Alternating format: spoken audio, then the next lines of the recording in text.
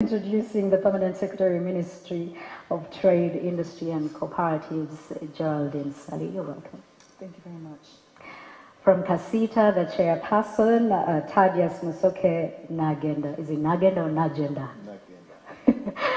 Thank you so much for coming. And lastly, I'll introduce to you, that is, I beg your pardon for a second, Mr. Muramura Frank. Good morning, viewers. The only man I know who grows apples, at least at the moment, and produces over 30,000 fruits for this country. So thank you so much. He's the Managing Director, Jofra International Forwards Limited, and also a board member on the Uganda Clearing and Forwarding Association. To begin with, and also set the stage for this conversation, I'll come to you, Mr. Asadu Chigozichisitu, to please give us a brief on import substitution and, of course, how local industries are fared amidst the pandemic, and also probably talk to us about URA's rules of engagement when it comes to import market. Thank you very much, Mabel, and the viewers. Welcome to eBomba, the third edition. Import substitution and export promotion is a government program that is running to make sure that Uganda comes out of economic dependence. And it is one of the key pillars in the domestic revenue mobilization strategy for the country. And as URA, it is our mandate to make sure that we facilitate our manufacturers and producers who are making sure that instead of spending our money on imports, we produce these goods locally here in the country. And we are, as a government agency, we are putting a lot of initiatives in addition to the policies that government has put in place. But particularly in this era of the COVID-19 pandemic, there were extra areas that were covered to make sure that we become self-reliant in terms of production. And one of the things that government centered on most was to make sure that the items that will help to fight the pandemic of COVID-19 are produced here. Given that there was a whole world supply chain challenge given this pandemic, it was paramount that the goods are produced in Uganda. So one of the initiatives that were put in place to cover this industry, government relieved taxes on all imports that are used to manufacture items like sanitizers, medical and non-medical face masks, among others. And these, as we speak now, we have over 136 companies producing sanitizers, which were previously being imported into Uganda. And that has not only helped in combating the COVID-19 pandemic, but also in the supply chain, creating jobs to our people in the country. Also, we have companies that have really thrived in this time for import substitution, of goods that were previously imported. And government relieved the taxes on some of those items so that they can be produced here. We have a duty remission on items that are produced here. Of course, all imports that are raw materials for goods to be produced here attract a 0% rate. Meaning that if you imported a raw material to produce an item here, you are not going to pay import duty. And the other taxes that you pay are accounted for as you make your returns to URA, like VAT, value-added tax, and the withholding tax, which is part of the income tax regime. So in so doing, as URA at the forefront of facilitating these raw materials entering the country, we run a 24-hour program to make sure that our producers, our manufacturers, have their goods in time. So even during the pandemic, it was very evident URA never closed its doors. The trucks were cleared at all the borders of Uganda to make sure these raw materials reach in time so that production can continue. We also ran a program of manufacturing under bond. What does this mean? That there are certain items which would ordinarily attract tax, but because they are being used in the production of goods here in Uganda, they are given an incentive to store them in their premises without paying the tax. And then URA confirms that these raw materials have been used for the production, then they are able to be exempt from this tax.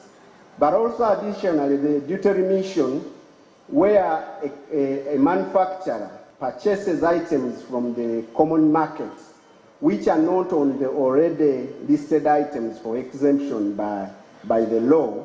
You buy them from the open market, where those items already have tax. Then you are able to account that these were as I bought them from the market, but they attracted so much tax, but I've used them as a raw material to produce an item for export. Then we are able to give you back that tax that was on that item that you purchased from the market. The other area where we have facilitated production, import substitution, and relating to the industry is where people have kept goods in the stores, and the time when you keep goods in the stores under customs control, there is a certain time given by law. But given the pandemic, people were not able to move, meaning that some of those goods, the time period would expire. What we did as URA is to extend that period so that we can give people ample time to be able to use these items without auction, so that after the easing of the lockdown. But also, movement was very difficult during this time for our manufacturers and other businesses. And as URA, we re-emphasized and reignited our goal for calling people to work online, and we are able to support 24 hours support on our help tools so that people could be able to clear out these items. Yeah, and we also went further to make sure that production doesn't stop. Some of the clients would provide the transport to pick them to be sure that their goods are cleared out. So those are some of the initiatives URA and government, being a government agency, we have been able to make sure that our clients continue with the business. And we suspended the auction of goods during this period so that we can have the people to be able to clear out when the time period was open for business to continue. And on another initiative to support, there were people who had tax obligations to meet in this period, and they had imports. And you know, when you have an outstanding clearance in the system will automatically switch you off if you have not accounted. So we were able to make sure that we suspend that automatic suspension, so that because the period was unprecedented, and as we call it, it was not planned by anyone. So all that was done to make sure that there is business continuity, but also most especially that local production can continue. And exports were equally facilitated the way imports were facilitated during that time. If there was an exporter who wanted to take their coffee, we made sure that the service was available for them to move these exports, because we know for us to improve our balance of payments, we need to increase our exports. And we specifically targeted that industry as well. And we are also supporting the export-free zones, the industrial parks, which have exemptions, all that geared to making sure that production of previously imported goods is done in our country. And we benefit from the many, along the chain advantages that come with it. Most importantly, the cost of production goes down, the cost of the item, the employment, and at the end of the day, we increase our gross domestic product. Viewers, those are some of the things as URA we have been able to do and as a government agency in this time. Thank you. Well, we do appreciate those highlights from Mr. Asad Chigozi, the Assistant Field Services here at URA, and the fact that some of the business community, of course, is represented by Kasita. It would be fortunate for us at this moment for him to chip in, because otherwise we would think everything was rosy. Of course, we know that the import substitution strategy comes with a couple of challenges. As you kept mentioning, some of the things that URA actually did to make it easy for the business community to continue. Would want to listen to you, the chairperson, Kasita, that is Thaddeus Musoke, on if you actually agree that all that did happen for our business community, and then we should also applaud URA for some of these measures that they had to put in place given the times in the pandemic. So, and please don't forget to still tap into the opportunities that Ugandan investors can actually reap from import substitution. Thank you, Mego. I want to thank our viewers and the comrades watching eBomba, their business.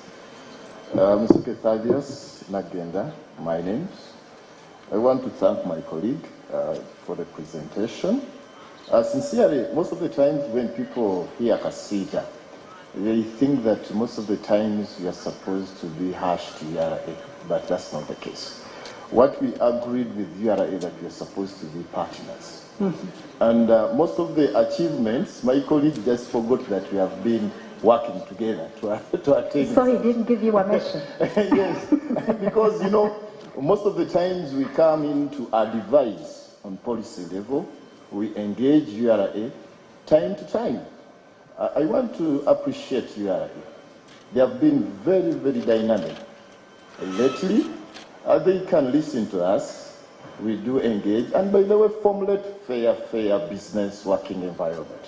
Where you find that they are not so cooperative, we come in and we say, no, let us at least engage, let us discuss, and we see how can we protect our businesses.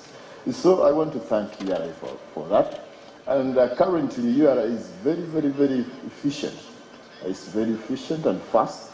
We do appreciate. There are some loopholes which we shall engage for improvement. So the fact is that import substitution is a government strategy. And we have a challenge in the business community. Some of our members could not understand the essence of import substitution. But like, it's a very brilliant idea for the government and His Excellency, because you find that it has several advantages. You know, like for us in business, I want to simplify business. Business, you solve challenges or problems at a profit or at a cost.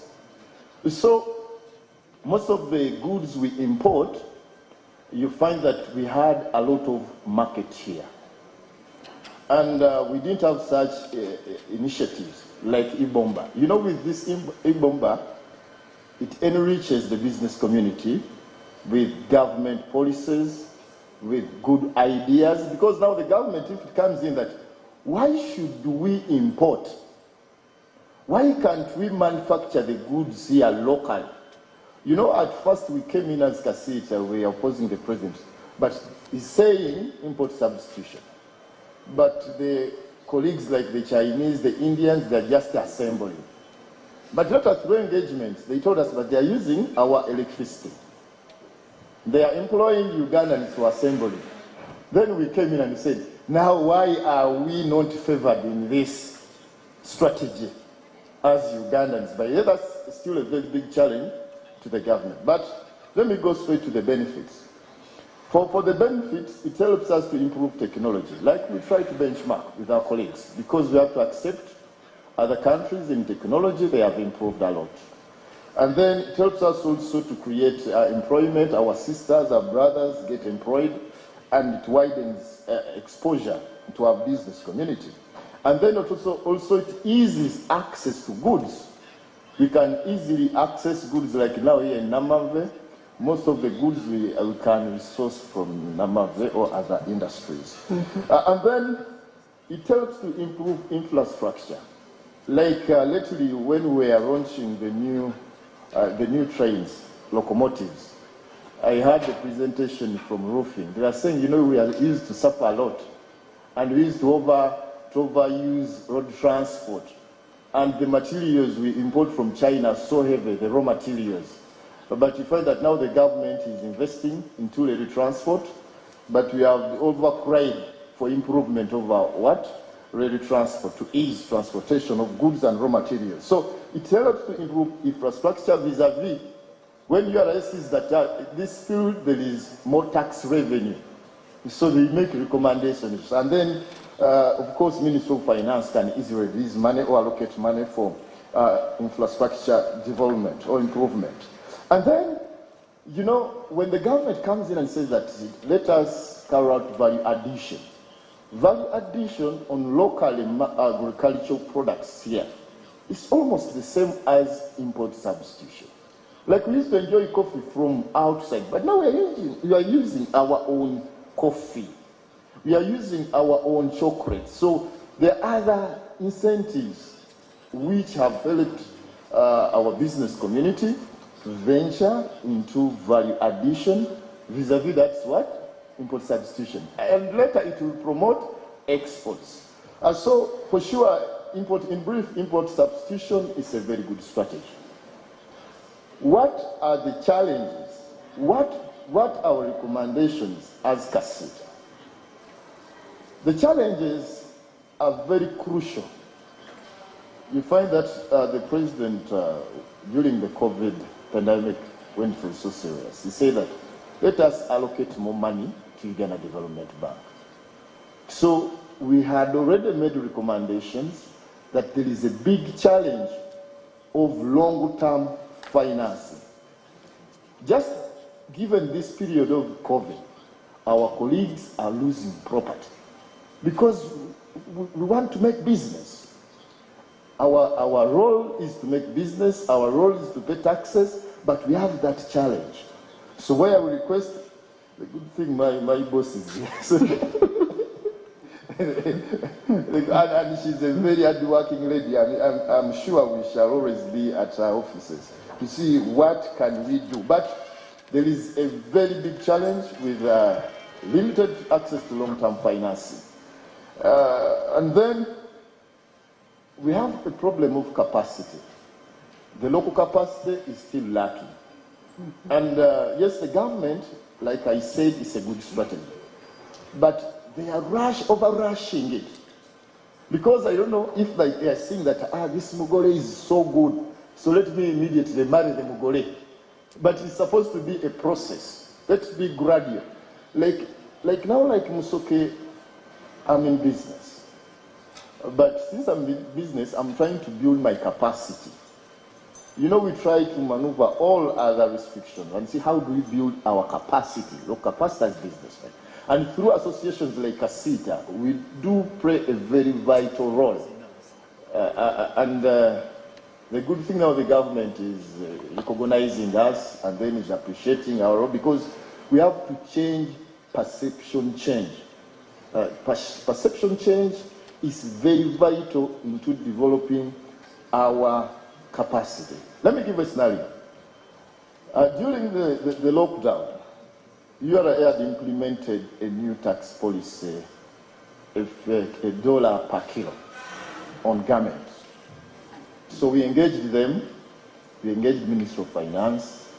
I want to thank the Ministry of Trade. This time it was on our side. It was on our side. Our ministers, the Permanent Secretary, General Soke, and others. Even the police was on this side, on our side. For the first time. And so, how did we argue out with URA? We do appreciate the strategy, but we are in lockdown. Already by the time I ship my consignment, I'm aware I'm going to pay this. Now I'm home in the lockdown because I'm supposed to respect the presidential directives. And then by the time the lockdown is eased, you come here to clear the goods, but you know nowadays, kilo per dollar system. He said, colleagues, what's the problem? So we engaged, they advised, and they told us the government policy is import substitution. So we had to transfer the message to our traders. At first the traders said, Ana almost okay, already. You have got an envelope. How can you support such? But I told them, but the fact is that we in the business community, we do venture into business basing on government policy.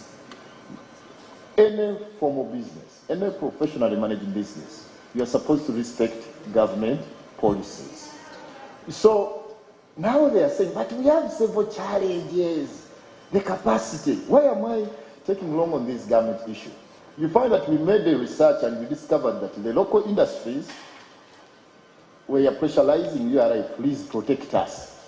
But they didn't have capacity to meet the demand of garments here in Uganda. Our research was showing that they can produce on 3% to meet the demand for garments here in the market. So we said, why can't we allow us to import? As we also venture into this, we are not going to leave the import substitution strategy to benefit only foreigners. Also with the locals, we are supposed to move on the same pace. So we agreed, let us import for some time. As we build capacity, we improve technology, we engage like the other challenge of long-term financing, so that we have that capacity. Luckily enough, they gave us a window. We know it will be short-lived because that's the strategy for the government. So we are trying to carry out serious sensitization to make sure how can our local business members utilize import substitution and then not run out of business. Then another challenge is high operation costs. You find that the electricity costs in Uganda, they are so high. Water, land. And here there is a challenge of land. Our colleagues, the foreign investors, is the access land. But now like Musoke to go to Namamve and get an acre, it will be a tug of war. But we wonder, these people are accessing free land. And when we are studying at university and even other schools, because, I don't know, land is part of capital. So these people enjoy free land. And we thought the government, if it provides free land to this investor, it should have some shares into those factories. Alternatives, let us also access those incentives. Clear. When we met the president told us, Sita, you just said you're enriching Chinese. We told the president also we want to locally produce the goods. But now these challenges. Luckily enough, the president promised us land in the industrial parks. So my boss planning for that later, I need that land. Now it's 2 years. We need to start seriously local production. And then other challenges, I think at times they try to create monopoly. You find that fewer companies, when they come here, they know there is market. They try to influence so that they complicate other players to join the market. And even some others demand the government protect us until we stabilize, but already when they are making profits. So that also is a little bit a challenge. Corruption. Like I said, you know now when I do work also with Chinese when I travel outside the country, they tell us why they love Uganda, that they are carrying out a business called under the table business. So that's corruption. So I think that's why I think they are favored a lot. You find that even sometimes I won't say a lot, but they can easily access all the incentives. I think also it can be noted. Then, low technology, poor infrastructure, we still need improvement of infrastructure. We do appreciate the government is investing in infrastructure, but also technology, we are trying to copy up with other countries. And then we are planning to make partnership as CASITA with the new Ministry of Science in the Ministry in State House with Dr. Msenedo, to make sure that the government can intensively invest in research and then new innovations, whereby even raw materials which are still sourced from China, we can find alternatives locally. And why are we trying to do this? We need to widen the tax base so that our colleagues don't overtax us, Mr. Chisi. So that, you know, we want to comply, but when the taxes are what? Are also very fair. So that's what CASITA is trying to see that we do. Another thing that we had a challenge that the way the government perceives CASITA. Like, you know, with URA, we do partner with URA mainly in sensitization, compliance, formalizing of business, and others, because that's the role of every Ugandan. But they perceive CASITA like, you are just importers. But my friends, CASITA members have invested heavily in agriculture. I'm also in agriculture. They have invested heavily in education. I have schools. We have set up small-scale department to encourage young entrepreneurs into small-scale production. And we are setting up other research desks to make sure how can we compete with the foreigners. Because we cannot allow our economy to be managed by foreigners. You should be concluding, Mr. Msuke, right? You know, I have a lot to say, but let me try to conclude. So with this, we need even like, I want to give an example, like let the government organizations or agencies move at the same pace with private sector. Like the first presenter elaborated so well what the innovations URA has put in place. So let other entities move at the same pace. Okay. Yes, so that we can access the funds in Micro Support Center, Uganda Development Bank. Now even this package, the president said that it save the business community which has been affected negatively, COVID, so that we can access it easily. Even the COVID is going, but without us accessing that money. So it limits our planning, it limits our implementations, it affects our work plans. Thank you, I submit. All right, and trust Mr. Masuke that the PS will be reacting to some of those issues that you've mentioned, of course, at a later hour. I want to bring in Mr. Frank Muramura because we want to get to the field now of how these goods move in the business community. And we want to truly understand the clearing and forwarding industry and how it actually links into import substitution. And most of the time within the business community, there's a misunderstanding between the goods owners and then, of course, the clearing agent and the constant, which is usually the Uganda Revenue Authority. And of course, as a board member of the Uganda Clearing and Forwarding Industry Association, I'm sure that you will digest that section very well. So please start us off. Thank you, Mabel. First and foremost, we notice that the discussion is more focused on import substitution, which is really producing locally what is originally imported. And I would want to put it in perspective that you cannot give what you don't have. So clearing and forwarding is actually to facilitate movement of goods. So that means elsewhere where they come from, they are produced.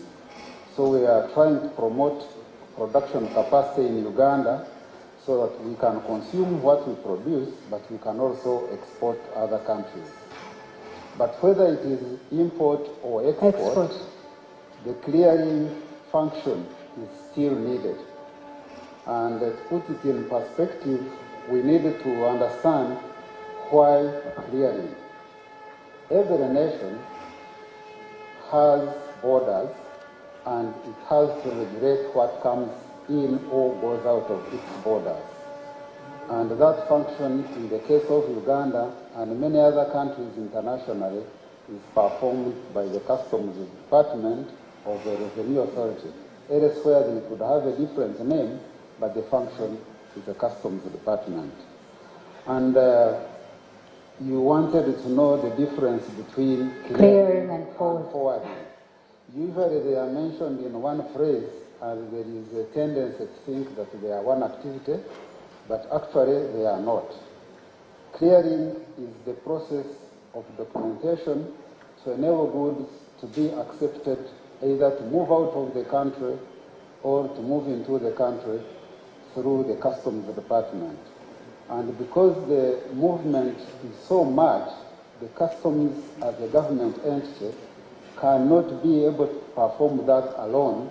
That's why you have a group called Clearing and Forwarding Agents, who are licensed by the Customs Department. But what is that clearing? You have to make a declaration to the Customs Department of what you intend to take out or to bring in. Owner of the goods, by the way. But that owner of the goods needed to have been licensed by Customs. That's why you hear of such a thing as self-clearing, meaning the owner of the goods is the one also performing the function of clearing. But he ought, or she ought to have been licensed by the Revenue Authority. And when that declaration is made, if it is correct to the satisfaction of Customs, and if there are taxes to pay, they have been paid, the Customs will authorize release or will clear goods to be exited, to go outside or come inside. So this word clear is actually authorization, which is done by the Customs Department. But the declarations are usually made by a clearing agent, who could be an agent hired by the owner of the goods or the owner of the goods who is licensed. Then when we come to the forwarding, forwarding is an activity of arranging for movement of goods from one point to another. This could be within the country, but most times it is used to refer to goods which are moving across borders. Now, this is performed by people who are familiar with international trade and what is required in terms of documentation in international trade. For example, if I have to move coffee from here to America, I need to know what are the phytosanitary requirements for coffee. It needs to have a phytosanitary certificate, and I need to know where such a certificate comes from Ministry of Agriculture. If you are moving to Europe, you need to know which areas in Europe fall under preferential trade area for Uganda coffee, so that you determine the documentation required. For example, you will need a Euroform to accompany such goods, otherwise you will not benefit from preferential tax treatment in that area. So this clearing and forwarding tend to facilitate each other. And as a forwarder, you do not necessarily have to have your own offices in every country in order to be able to facilitate the movement of the goods. You can work with other agents in the foreign countries whom you collaborate with, and then you will be able to arrange for movement of goods from that point to another. And this movement of goods is usually either using one mode of transport, like if you are flying from, say, New York to Entebbe, you will use an aeroplane. But you can also use other modes of transport, like waterways, like road trucks and rail, or you can use a combination of them. And such a role is played by the forwarder, who is forwarding goods from one point to another.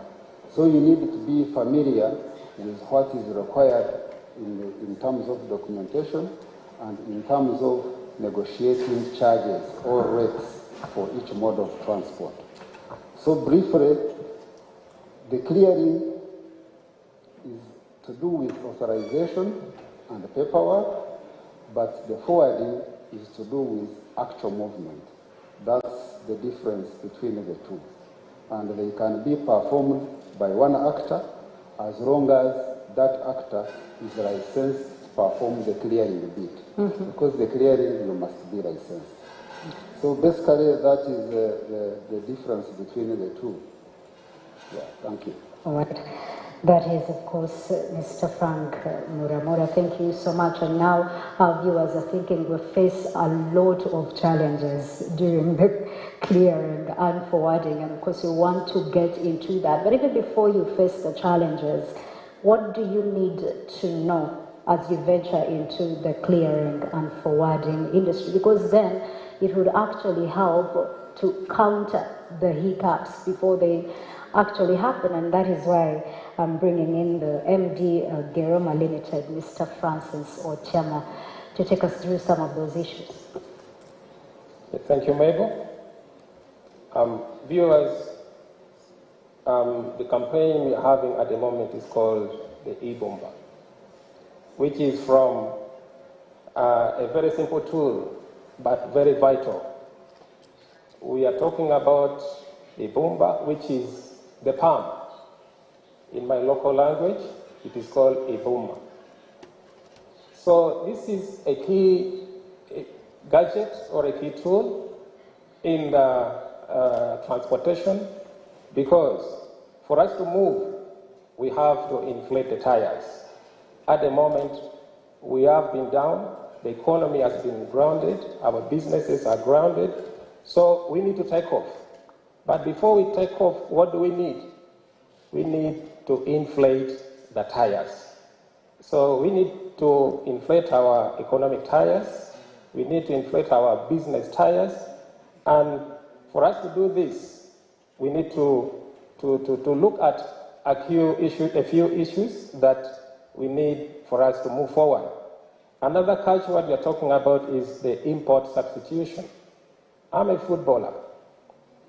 When a player is tired, what do you always see? That player has to be substituted. So for a long time, we have been playing foreign goods. We have been using goods imported by us from foreign countries at the expense of our local goods. So what we need to do at the moment is to substitute those goods. We need to say, no, we are tired. We cannot continue using goods imported from other countries. We have to promote our own.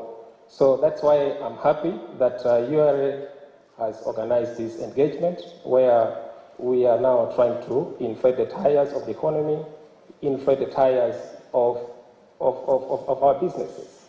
But also, when we are here, we are also pumping sense into your businesses. We are giving you the information you require to carry on with your businesses. So the question here is that what are some of the key things to consider before venturing in the clearing and forwarding industry? My brother Frank has already highlighted what we need. He has given a definition of clearing, and he has also given the definition of the forwarding and what roles they play. So for us, we need to know that in the clearing and forwarding industry, we have a key player, which is the customs agents. So for us to do this, a customs agent, he has already given us, has to be licensed. So how do we go through the processes of having a company licensed? And who does the customs clearance? So he has already given us a few examples of customs agents. He has said that actually you can be a self-clearing company, or you can be licensed to carry the operations or clear the importation of other companies. So these are the key things we need if you want the company to be licensed to clear goods. So number one, you need a national ID for you to enter into the clearing and forwarding industry. So you have to be a Ugandan for you to join the industry. And if you're not a Ugandan, if you're a foreigner, you need a passport. So you should be having a passport with you. And the passport should be having, you should also be having a work permit for you to be licensed. Number two, you must have a place of abode. You must have a place where you call an office. You cannot operate from anywhere. You cannot operate inside your house. You have to have a place where you can meet your customers, a place where URA can come and engage with you. So you need that. Another thing is that you need to register a company. So if you want to do clearing and forwarding, you should have a registered company. And the process of registering a company is long, but what we need to tell you is that you have to have a company registered with the URSB or URBS. Then you also need to have a bank account. So for you to become an agent, you have to have a bank account, because the bank account will help you to register a TIN. So this takes us to another requirement, is that you should have a tax identification number issued by Uganda Revenue Authority. Another thing you need is that you need a minimum of 2 employees in possession of a certificate in customs clearing and forwarding. So at least you should be having 2 employees having that certificate. You need also to have a valid tenancy agreement.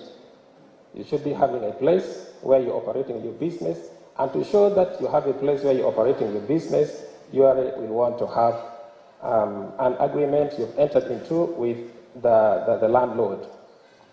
Another thing you need is that you should be having $450. $50 will be used for application, and $400 will be used when you've been approved to do clearing and forwarding. Then another thing is that you must also be a member of one of the associations, clearing and forwarding associations. At the moment, we have 3 associations. We have UFA, we have USIFA, and we have FUCAF. So we have 3 associations at the moment. And then another thing you need to know is that you should be well versed with you should at least know the laws applicable in the country. Then the opportunities. After registering your company, there are opportunities that you will be able to enjoy. Number one, we know that Uganda is a land-linked country. So if you become a customs agent, there are opportunities that you will be able to be self-employed, number one. Number two, you will also be an employer. At least you'll be having people to call you boss and report to you. Will be helping you to do your work. Then another advantage is that, another opportunity is that at the moment, URA has carried enormous innovation and reforms. And from these reforms, we as agents, we are benefiting. For example, a platform like Askuda World. This is a platform which is very expensive, but for us, the agents, we don't pay anything.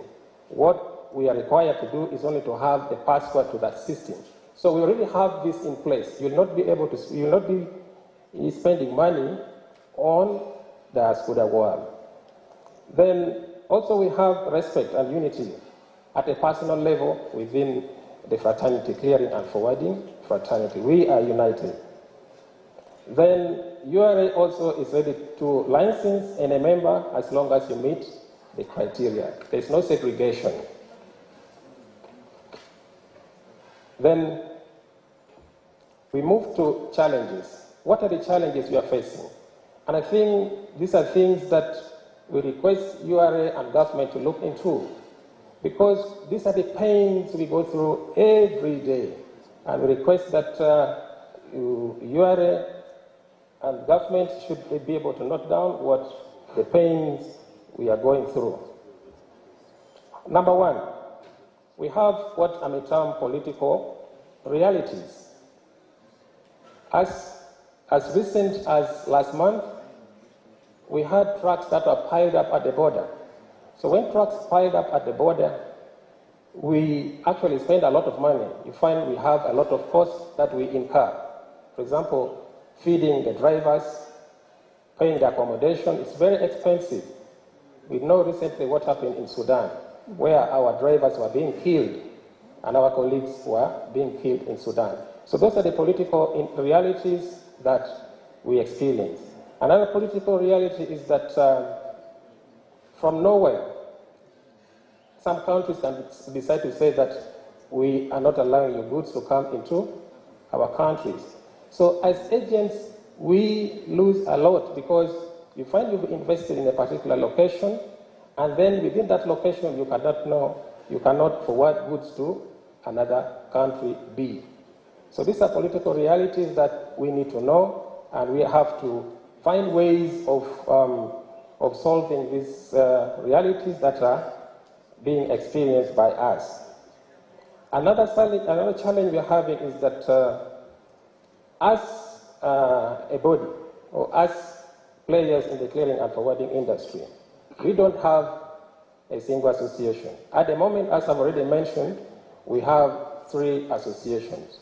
So what are the difficulties here in this arrangement? You find that it is hard to come up with a code of conduct, a single code of conduct to govern the company. It's not easy. Then also training opportunities become a challenge, because different associations will be organizing different trainings. So you find that members in other associations will not be able to gain from the training opportunities.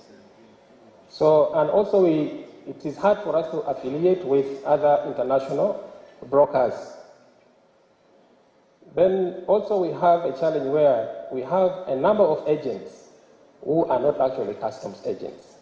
These are people who come from nowhere, and through their connections, they have friends who will connect them to other businesses, and they go and get documents from other businesses. And when they get documents from other businesses, they may tamper with the documents.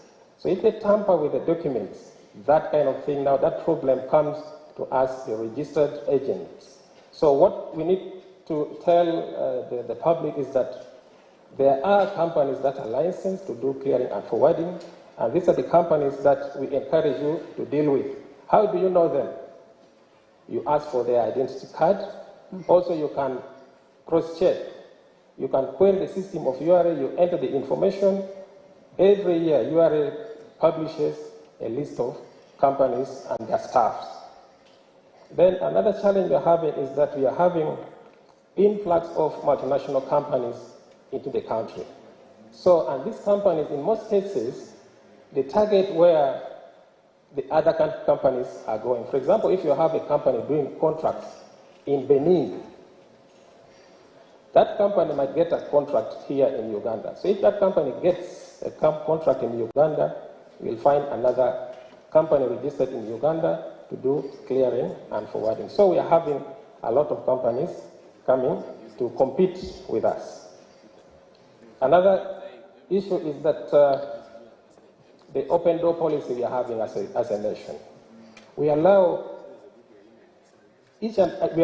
people to come and do business in our country without vetting them. People who may come as like I was even told that some people come in containers into the country. So when they come into the containers, those are the people that might actually get access into the system. They register as agents, and yet they are not supposed to qualify. So the open door policy also we need to consider, so that we promote our home companies. Mr. Chama, I'll give you 1 extra minute. Okay, thank you. All right. Okay, then another thing is that the education system you're having does not promote people with serious critical thinking. Education system you're having mainly create people who are meant to be only employees and people who do not think critically, because the questions that are being given by many institutions are mainly recall questions. So the recall questions, it trains you just to respond to what you've been asked. It doesn't train you to think critically. And yet within the industry, you need a critical thinker. Thank you. All right. That is Mr. Otiama, the MD, Geroma Limited. And I believe some of the issues you've raised in the challenges could be answered by the PS, Ministry of Trade and Cooperatives, in digesting some of the existing laws or policies and actually how they can help the industry. In Uganda, Ghanaians usually have a saying of chinyambirawa, mfuniramuwa, but at the same time, most of them actually don't even know that these policies or even the laws do exist to protect them, or they can actually use them and explore the benefits. So if you could speak to us, Madam PS, that is Gerald and Sally, on what some of these are and how, of course, traders or investors in Uganda can use them. You also talked about the open door policy, and of course, if these laws and policies are to prioritize import substitution, how can they use them to their best? Yeah. Thank you very much for having me. First, I would like to thank URA for the different face they have put onto their image, because this is more now like business relationship as opposed to hounding the business community out of business. So thank you very much for that attitude, URA. And good morning, everybody, and ladies and gentlemen. I wanted to first react to my colleague here from Kasisa, and to also agree with him on so many of those issues that he raised. But Madam PS, you know, we have a session for reaction. Yes, we have a session for reaction, but I might forget. Age is sort of an issue. Please do. When you get to the fourth floor. So, when we talked about ease of doing business and the difficulties that he has, actually, government agencies play about 80% in almost like either facilitating that ease or making it difficult for the business community. And that is a self-check on us as government service providers. So, and that includes my brothers and sisters from URA and UNBS, all the government agencies that are involved on that thing we call the value chain. So the value chain is not only inputting into their businesses raw materials and utilities and costs, but also the cost of the services provided by government agencies. So 3 weeks ago, I started a transaction with a lady. She was just trying to bring in fish from Busia. But that lady has taught me practically, it's like I moved with her on her journey. I'll not mention her name because the bosses might go for her where I'm not even there to protect her. But she went through clearance back and forth, traveling to Kampala, traveling to Busia, going to the UNBS to get a letter, coming to Ministry of Trade to get a letter, going to customs clearance. She has made about, her carbon footprint in the last 2 weeks, I think, is about 500 miles, trying to just get her fish cleared. And in the meantime, that fish is rotting. So value chain can actually be a devalue chain out of the services provided by government. So that was a reality check on our side. And I'm not so sure whether we are looking at it that way. But my spirit is that we should partner at all levels and see how we could make it easy.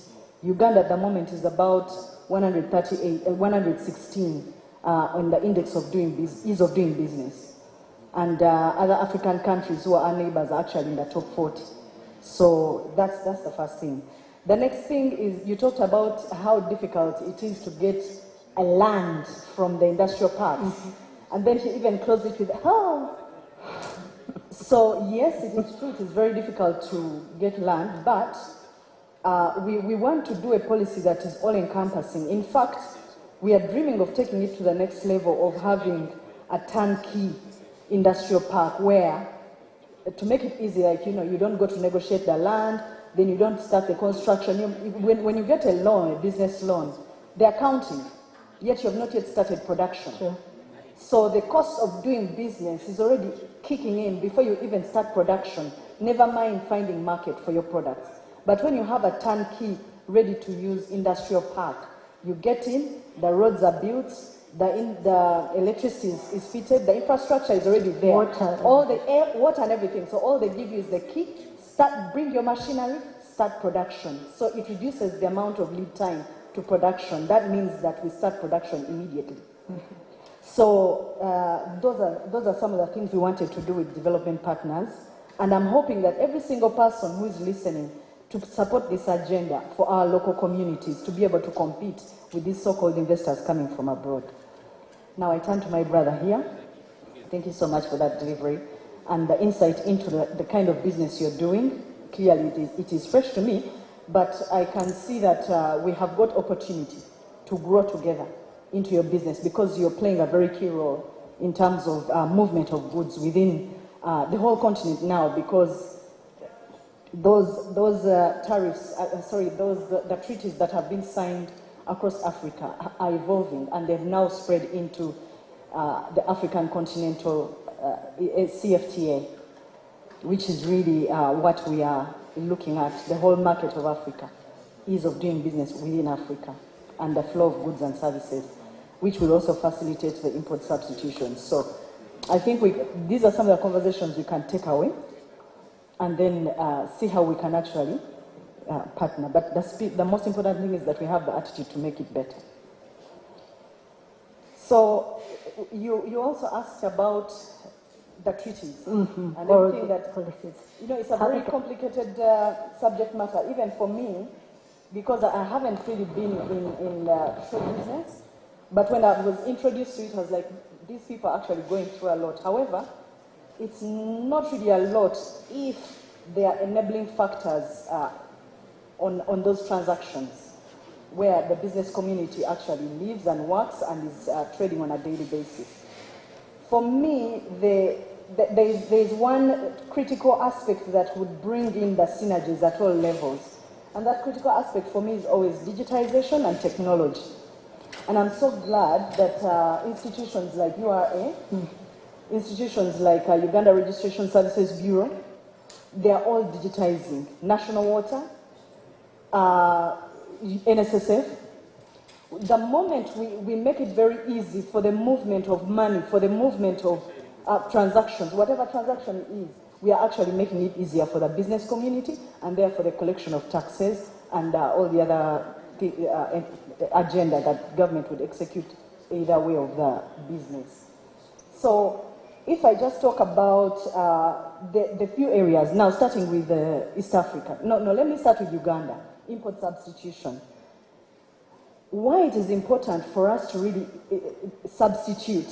One, you're reducing the cost of transporting all those goods and services, whatever you're bringing into the country. So it's produced locally. And yes, there was an issue of, is it of quality? Because you can see, I wonder if any of us sitting here is actually wearing something from Nightingale. And the last time I checked, I understand it was the president who's wearing a Nightingale shirt every day. The yellow one and the white one is usually Nightingale. But if I ask you, my dear Mabel, that coat, I'm very sure it's coming probably from Germany or somewhere. He talked about perception. Yes. Well, no, I'm telling you, because you will want to go into Winner Classic, you will want to go into Debenhams, you will want to go to John Lewis to do your shopping. You don't want to go to a local milliner to actually buy your textiles. But really, I think we should think boo-boo, because that is the underpinning critical aspect that is driving the force of buy Uganda, build Uganda. The last time I first bought apples or saw them on our market, I thought they were coming from England. But now we have apples being produced in Uganda. By So Mr. yes. So the apple juice, everything to do with the local production, agribusiness. So when we talk about the criticality of technology in terms of making it easy, even in agribusiness, and for the people who really want to produce locally and help the agribusiness agenda for the country in terms of import substitution, also think about agri-tech. Agri-tech, the new way of servicing the agriculture business, like how you have fintech for the financial services, making it easier to transact for the banks and the banking sector and the financial services, the same with agriculture. People who want to now invest in agriculture should also be looking at the technology that is going to enable you to make it cheaper, faster, ease of access to actually go. And then that is where also e-commerce comes in. So it would then be easier for us to see exactly where we are going with all this. I don't really want to go into the whole list of treaties, but in short, what this would really do for us is that us as a government sub-player, we would like to do a very big investment prospectus for Uganda. And we say we have these sectors and industries where we have so much demand. For example, in the steel business, steel, we have iron ore in the whole of Western Uganda. It's really there, and people are not really exploiting it. But we are naturally endowed with resources. But then we import steel from other countries, and that volume is about $400 million per year. And yet it can actually be facilitated and then produced in Uganda because we have the raw materials that make steel, and then it feeds into all our industries. So there are some critical areas which we can actually import substitute. And then, not to mention the pharmaceutical industry. We can actually do a lot. Let me tell you, Ugandans, we do not have vaccines for both animals and people, and yet we have the intellectual property and capabilities to produce our own vaccines.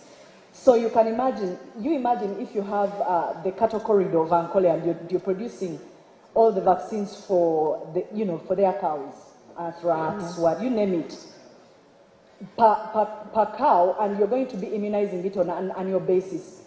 If you translate all those numbers into money, we are talking about trillions of dollars, but we have not yet tapped into that market. So when we talk about import substitution on a large scale, right now we are actually importing every single vaccine for animals and for people. And we are 44 million Ugandans. Now this is just Uganda alone. I've not yet even gone into the East African community. Then let me also talk about the oil import substitution. Now you see those people who are in Bunyoro, you have got Tilenga, you have got Kingfisher, all those are the camps that are there ready to actually help in the production of oil. But guess what? They eat food every single day. And when they produce their list of demands for what they need every single day, they would need about, just an example, 3,000 kilograms of cabbage on a monthly basis. And by the way, that is alongside the other population of Uganda who are also eating. So we cannot even satisfy our own demand locally. We have to import most of it. So that means that we have got room for agribusiness. And that is where people actually should capitalize and say, you know what, let us capitalize on what God has given us already. We have fertile soil, we have the manpower, all these tertiary institutions are producing unemployed students and graduates on a daily. Let us utilize our local resources. So the import substitution is not only bringing in Chinese experts, but also we are importing our labor, we are substituting our labor for a local one, the local content. So if I just then quickly take you through those enabling laws and treaties that would help us. So we have the first one, which is now the recent one, which is the African Continental Free Trade Area. That one is covering the 54 countries, which means that we can actually move our goods and services within Africa at no cost, at a tax-free and quota-free. That's what it means. We also have AGOA. AGOA was specifically introduced in 2000 for African countries to ship goods and services of quality to America. And so far, the best performing country I've got to discover is Kenya, next door. I will not mention the position of Uganda, but we can do better.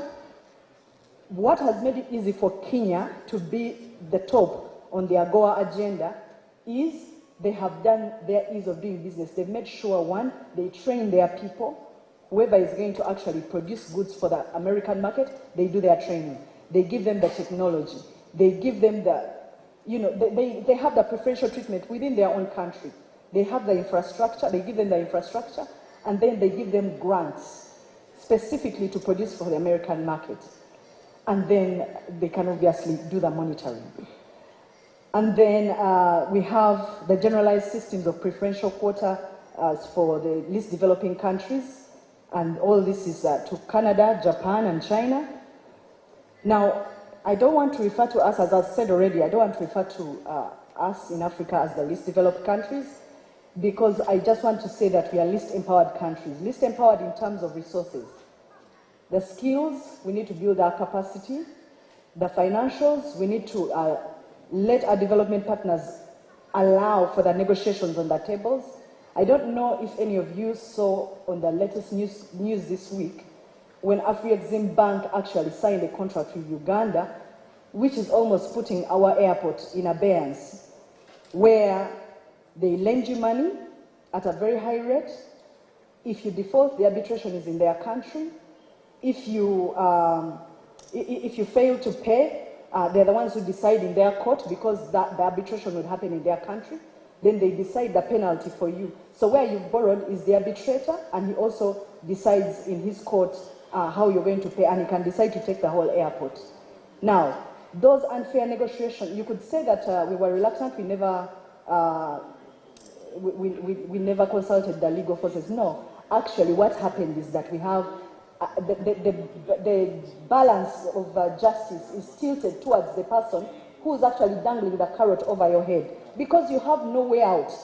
So the unfair terms of negotiation should also come into play, where we sit at a table with a bit of equity and morality. Then we have got the World Trade Organization. Madam PS. And we also have, a minute. We almost have that. Okay. Then we have the African Union. And we have the common market for East Africa and South Africa. This is COMESA. All these are just allowing us to do tariff-free, quota-free. But I wanted to just leave off with the areas where Ugandans can actually invest and benefit. Sure. Like I said, the pharmaceuticals, it's a must. These are basics of life. They must be demanded. Agriculture, to feed. People feed every day. Still, basics of life. People eat every single day. You cannot eat today and say, I won't eat tomorrow. Agriculture is a must. And one of the biggest imports we have, believe it or not, is cereals. Cereals into bread, cereals into all those confectionaries. And that is, for the last figure that I checked, is about $264 million a year. And then animal vegetables and fat, we like frying. The local production cannot satisfy our local demand. Every single Kafunda is frying a Rolex, a chapati. The demand on cooking oil, animal fats is amazing. It's about $289 million per annum, despite the local production. So I think with that, for now, I will leave it at that due to time. I could talk the whole day, but I will leave it at that. Thank you very much. All right. And of course, the discussion continues. Most of the time, Ugandans say, or at one particular point before we even started, you were telling me a story of graduated tax, where people were just running all the time from being rounded up by URA. But now we're totally seeing a different story altogether. And one of the objectives of the Bomba Your Business Summit is to get feedback from the business community, and of course have experts like you to feed the knowledge. It's very bad for somebody to take from you when they're actually not giving back. But we see a different story now with the Uganda Revenue Authority. We're going to take a very short break. You're watching us on Baba TV, on BBS, Telefina, and of course across all the Uganda Revenue Authority social media platforms, not forgetting URA TV. That is strictly Uganda Revenue Authority television, which you can subscribe on YouTube and get all the information that you might actually need. We return for another session. Customs is here, clearing and forwarding industry is here, a PS from the Ministry of Trade is here, and of course URA is here. We'll be returning shortly. My name is Mebo Tegumiezake, and of course let's also appreciate Olivia, who is on a sign language interpretation.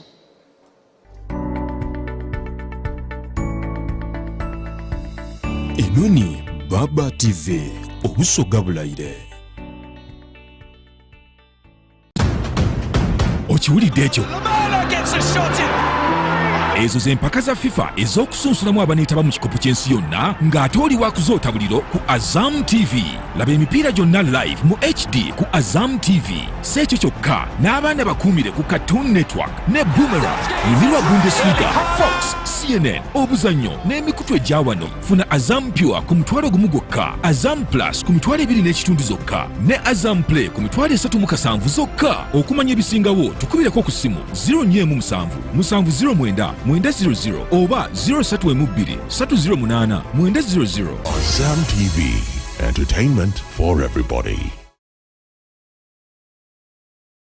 Abantu Beidinda, Bugembe, Iganga, Bujiri, Kamoli, Luka, Busia, Malaba, Tororo, Ankani Nebitundu Ebidaine, wo, Aba Ayen Investments, Bakuleteide, Echiaka, Kometwaleta, Nujonka, Oyenda Kutereza Figa, Amabera Gagwa, Emikone Miba, Amakude, Walala no Mugedo, Banoba Kolani Kumvu, Ebiwalata, Situka, Envidia di Kutuka, no Kukuze Chirevu, Balina ni Products, Edikola Kumbalabwe, Enkanyanya, ebizigiro mugaba obugalo obukonye ebidengedde ku matu abenda okutangalamu okwerusa amaiso oba amaino bakolani ku nsonga eddabakyala ed'omu kisenge kwota n'eddabaami abakozesa ku masturbation n'abo ab'enooma mu saizi bano baganibwa mu kibuga Idinda ku Main Street awawasimba Costa de Bugembe oba bakubire ku isimu enamba 07373942805 niba Ayen Investments.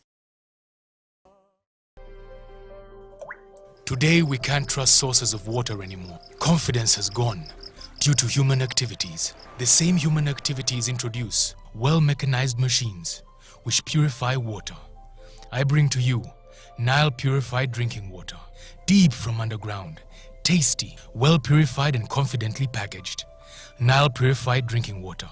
Let's drink the new. For bookings, call 075 47 47 727.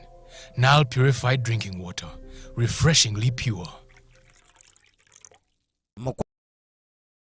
Wano gwango mulungi naalongo n'abirye az'olwaleero akujjanjabe ate nga mujjanjabi ow'endwadde ez'enjawulo omubiri gukuluma olina ulcers oba pressure sukaali oba akafuba tolina maanyi ga kisajja omukyala totambuza bintu bulungi wenna asanyalala ebigere oba emikono omuntu eyalaluka oba yagwa eddalu naye amujjanjaba oyagala kuzaala balongo anti ye naalongo agamba jangu ofune abalongo walwala ekigalanga omugongo gukuluma omwami agala kugoba mu maka amukomyawo n'adda ku layini bano bannasoma naye emirimu gyabula mala bangoba ku mulimu wenaagala okukingira amakaago abikolako bulungi nnyo omwami waayomba nnyo oba omukyala muyombi wenaagala eddagala ly'okuva ku mwenge oba sigala oyagala kukuzibwa ku mulimu ab'e Busoga omusanga Nambaale Ekkaliro ate ab'e Kampala omusanga ku Zana ayagala ebisingawo kuba kusimu zino wammanga ku 0707 39 52 6 oba kuba ku 0789 71 24 88 n'abiri n'alongo yasobola ebizibu byo.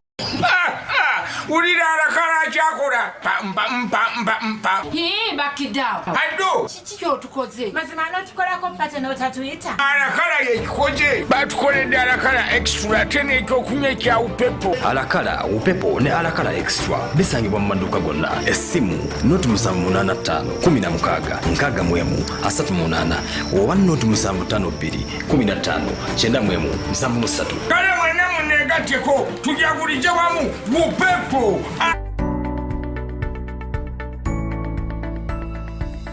Inoni Baba TV obusoga bulaire.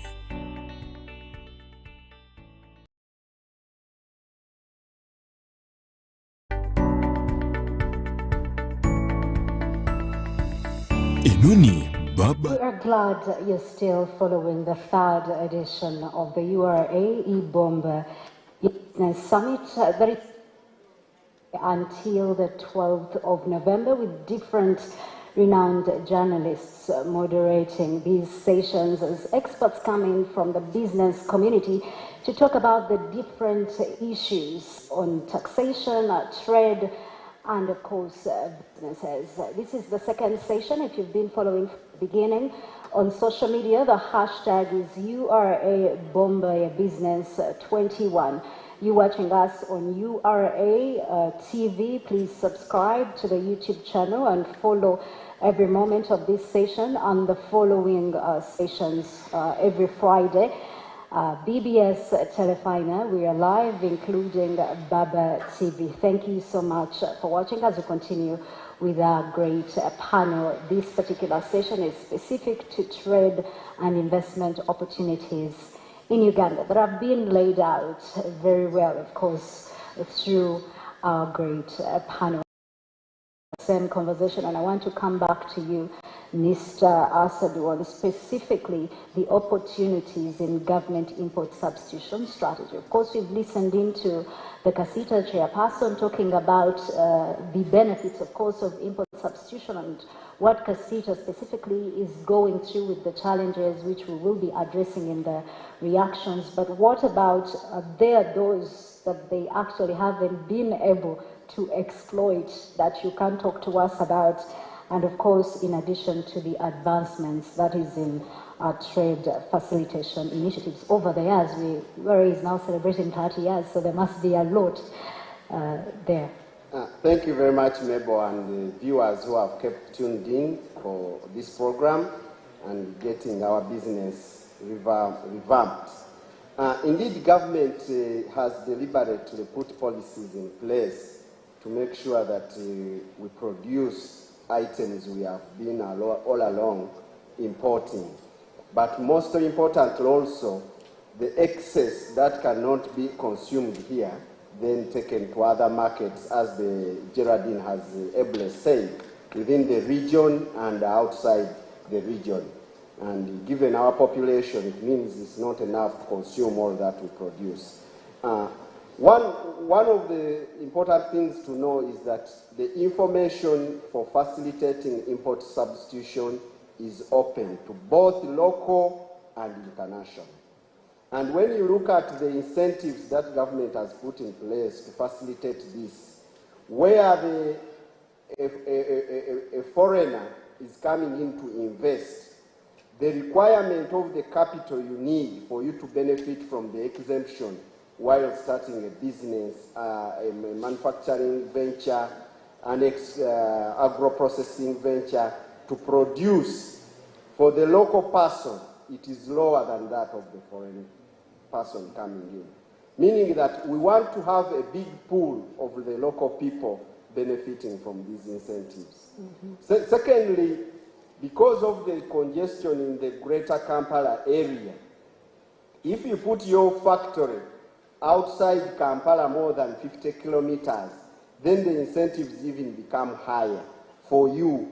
The amount of money you require to get the investment license and benefit from the exemptions on the raw materials and other incentives is even higher. For instance, if in Kampala, Greater Kampala, you need, let's say, $1 million or 3.5 billion at that, then the other side you have a 50% less than that, which means that government is deliberate to make sure that we spread the investment.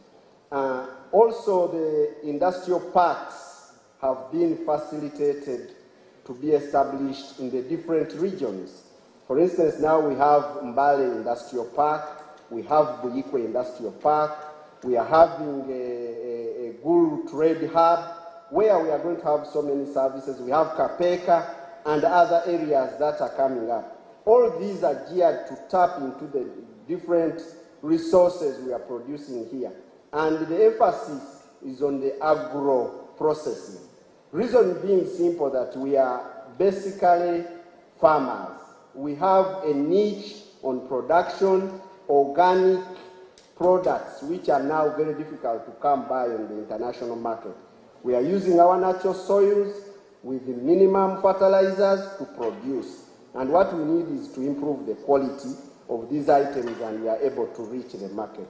But also government on the packaging material for these raw produced goods. If you are producing, the packaging material has been exempted from import duties, meaning this will reduce on the cost of doing your business while carrying out the import substitution.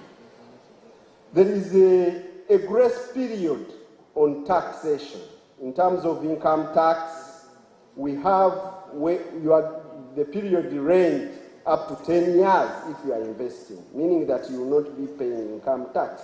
But also, if you are bringing in expertise to help you establish these industries here, this expertise costs a lot of money.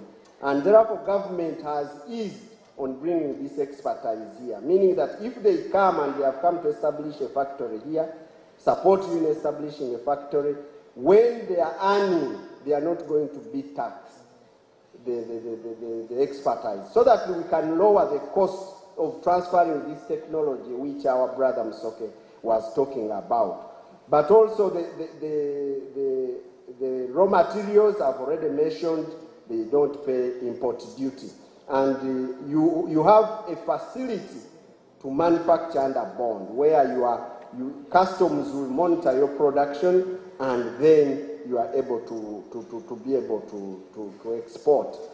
But we have also, as URA, taken on this initiative of import substitution as key, where it is going to help us move to the next level in our development. In these industrial parks, we have officers who are facilitating the people who are establishing the industries. We are also who have put information on our website on all the government initiatives, and we have also published brochures to inform the public of the incentives in each tax policy, in each tax year which government comes up. And if you are after the budget has been read, URA comes up with you would call a compendium of government initiatives and how they have affected the different markets. But also, government has gone ahead to protect the local producer, meaning that if we have something that is produced in Uganda, government has raised the tax on that item that comes into the country, so that we can have a fair competition for our products.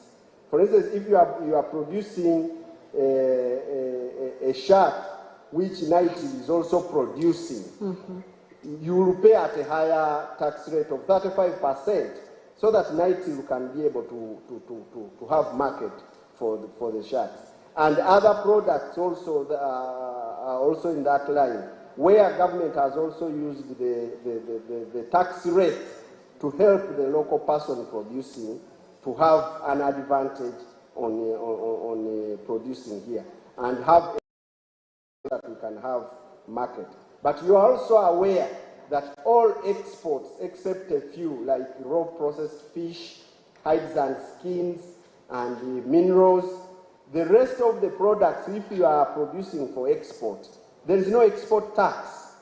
You don't need to pay tax if you are producing for export. If you are processing juice and you are taking it to another country, if you are producing your milk and it is going to Kenya, it is going to Egypt, to wherever, we don't charge any tax on it. All those are geared to help us improve our production in the industry sector. And every Ugandan is eligible, as we already highlighted. And what we need to do now, what we are doing as URA, is organizing such forum so that people can be able to get information. But also through our different digital networks. URA is one of the government agencies that has embraced the technology, information technology, to reach out to as many people as possible. And the young generation is brought on board, because we have now programs with the schools, so that because the students, the young people are interacting with the old people who have the money to invest, but they don't have the time to go to these platforms, leave alone if they are aware that they are there. So they are investing in their children into this technology, and the children are now demystifying technology to their parents who are investing. So all information is channeled through the digital platforms, but also the print media and the electron media, which helps us to sensitize people so that they can know that these programs, but also the URA has an open door for information. If you need any information on anything, we are able to provide. One of the things I deal with on a daily basis is clients writing to find out if I want to start a factory, what do I need to know? And we give this information readily. If you have not been able to find it on the website, and not only for URA, but depending on the area where you want to invest. If you go to the Ministry of Trade website and there's something you need there, what licenses do I need for me to import or export? They will be clearly found on these websites. But also we help our clients to digest this information. And when you start the nitty-gritty of moving goods, which our colleagues here in the freight forwarding industry are doing, then we come in the operations to make sure that your consignments are delivered in real time or with a minimum cost of doing business. And generally, when you look at our statistics, Uganda now only charges import duty on about only 20% of the items that come into the country.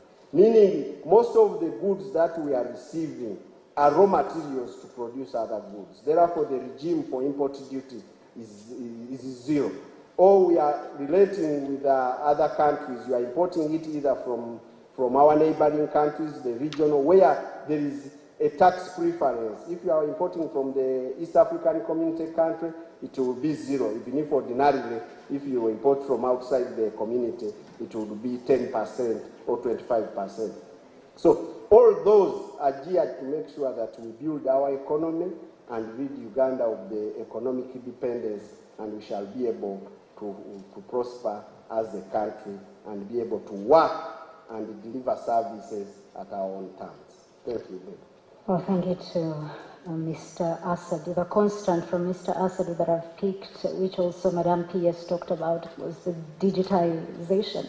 And she applauded organizations and companies that have been actually able to carry this out. I've experienced it myself on the URA TV, that is on YouTube channel, which you should subscribe to. If you need any information, actually, they do interviews with some of their officials and sit down and ask them a couple of questions in case you're facing any challenges. At times, you don't even need to walk to the URA tower, so you get the information off YouTube or their social media platforms and get empowered, and this should actually continue. So what this session allows Mr. Msoke Nagenda to do is to actually counter. And you said you didn't have a lot of time to actually stick to, some of the things that you wanted government to successfully do if we're looking forward to an industrialization agenda and the future of business in this country. So you can counter some of the things he said or what the PS said in this session, of course, on how or what government can strictly do to find those long-lasting solutions in implementation of import substitution. Kasita, Chairperson, over to you. Thank you very much, Mabel. I want to thank my colleagues and you for the good engagement. I think it's very vital for the nation. Again, I want to thank URA for such a great innovation. I think what is lacking now, like URA online TV, we shall link into a Kasita TV because also we have an online TV.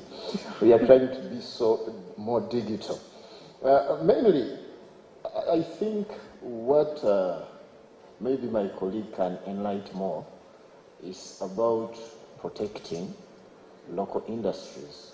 What we have discovered is that sometimes policies are implemented without fully analyzing most of the investors. Luckily enough, when we were working together with Ministry of Trade, we discovered that most of the industries the government is protecting, they are cheating Ugandans. They pretend like they are bringing raw materials when they are bringing already made products. Secondly, they reach an extent of requesting government to clear water bills and electricity. So it's very unfortunate where you find that we taxpayers, we the traders who pay taxes, at times you find that we are over being taxed. I want to give a scenario. I want to mention the companies, mainly in garments. We discovered that even their quality. When I was presenting the National Bureau of Standards, we analyzed that standardization and quality is very vital in satisfying our needs as customers and consumers. But you find that even some T-shirts which are made here, they are being protected, but their quality needs improvement. And luckily enough, when we brought the samples, we had to urge them out. So before protection, why can't we improve the quality of locally produced goods? Secondly, we carried out a survey in Namamve where URA had increased some tax on carpets. When we toured that factory, the gentleman told us, he welcomed us so well, and then told us, by now some member of Kasita. He said, okay, that's good. So where is the plant which manufactures carpets? He told us, I've just set up this building, but within 3 months I will start producing. Up to now, he hasn't produced a single carpet. But what he had convinced the traders, that you tell me to give me the orders. For the meantime, I have a colleague at URA, so he will enable me to import, given the fact that I'm going to produce, so that I supply you. So there is no need of ordering these carpets to China. So later we told him, we asked him, who are some of the partners in your company? He told me, I have a colleague who works in here, he's one of the partners. So later we told him, can we have a meeting with you and your partner? Luckily, unfortunately, after maybe engaging us, he told the partner, and the partner disappeared up to now. So why am I bringing this? That some of the foreign investors are protected when they don't have capacity, when they have colleagues in certain entities to protect them, that you shall pretend like you are bringing, so this is the whistleblower. We shall investigate that person who is protecting that gentleman here at URA. So we need to streamline. Before enforcing those tax policies, let us work together, let us analyze and investigate these investors. Luckily enough, URA currently took us back to the old tax rate. So our members are comfortable. So thank you, URA. But before implementing those protective measures, we need to critically analyze and assess these investors. Okay. Thank you. All right, Mr. Thaddeus Musoke Nagenda. Madam Secretary, of course, Madam DS you'll be reacting shortly, but I want to first bring in Mr. Otiama on the same question on what you think government can actually do for the customs industry as long-lasting solutions. Thank you, Mabel. Currently, what we are going through is not that bad. However, during the URA decision-making, in most cases, we are not consulted. So what I'm suggesting is that we need to have a broad consultative decision-making process whereby all the stakeholders are consulted. Yes, because like what Brother Musoke has said, there was a time when URA came up with a very unfair valuation method which affected the country because the country was at a standstill. We were not collecting taxes. Then later on, good enough, as he's saying, it was revoked. So what I'm suggesting is that we need a process whereby almost all the parties are involved. For example, where you bring the traders, you bring the customs agent on board. Currently, we are having the valuation methods that are not favorable, not fair to the trading community. This is a system whereby URA comes with a list of items and then tag the values. So those are the values which you are supposed to apply. Much as the importer has, say, all the documents, URA officers will tell you that your transaction has failed the valuation test. It has failed the valuation test. It has failed the test. And from what we know that the law does not talk about the test. The law talks about the indicative values. And what URA is having at the moment is akin to minimum values, which was actually abolished by the World Trade Organization. So what we're saying is that before values are established by URA, we need to have all the stakeholders. We need to call CACITA, we need to call the agents and other parties so that we discuss before coming up with such aggressive decision that always affects the country. So that's what I'm suggesting, that we need to be consulted. Then another thing we need, I'm proposing that we have a national committee on trade facilitation, whereby we bring almost all the parties to come and discuss. This one is established by the Trade Organization, Trade Facilitation Agreement. It recommends that we have such kind of arrangements where traders come and other stakeholders come, we sit down at a round table and discuss. Another thing which might be a bit sensitive is the bubu. I would suggest that we rebrand bubu. Because when you're talking about bubu, we are saying buy Uganda, build Uganda.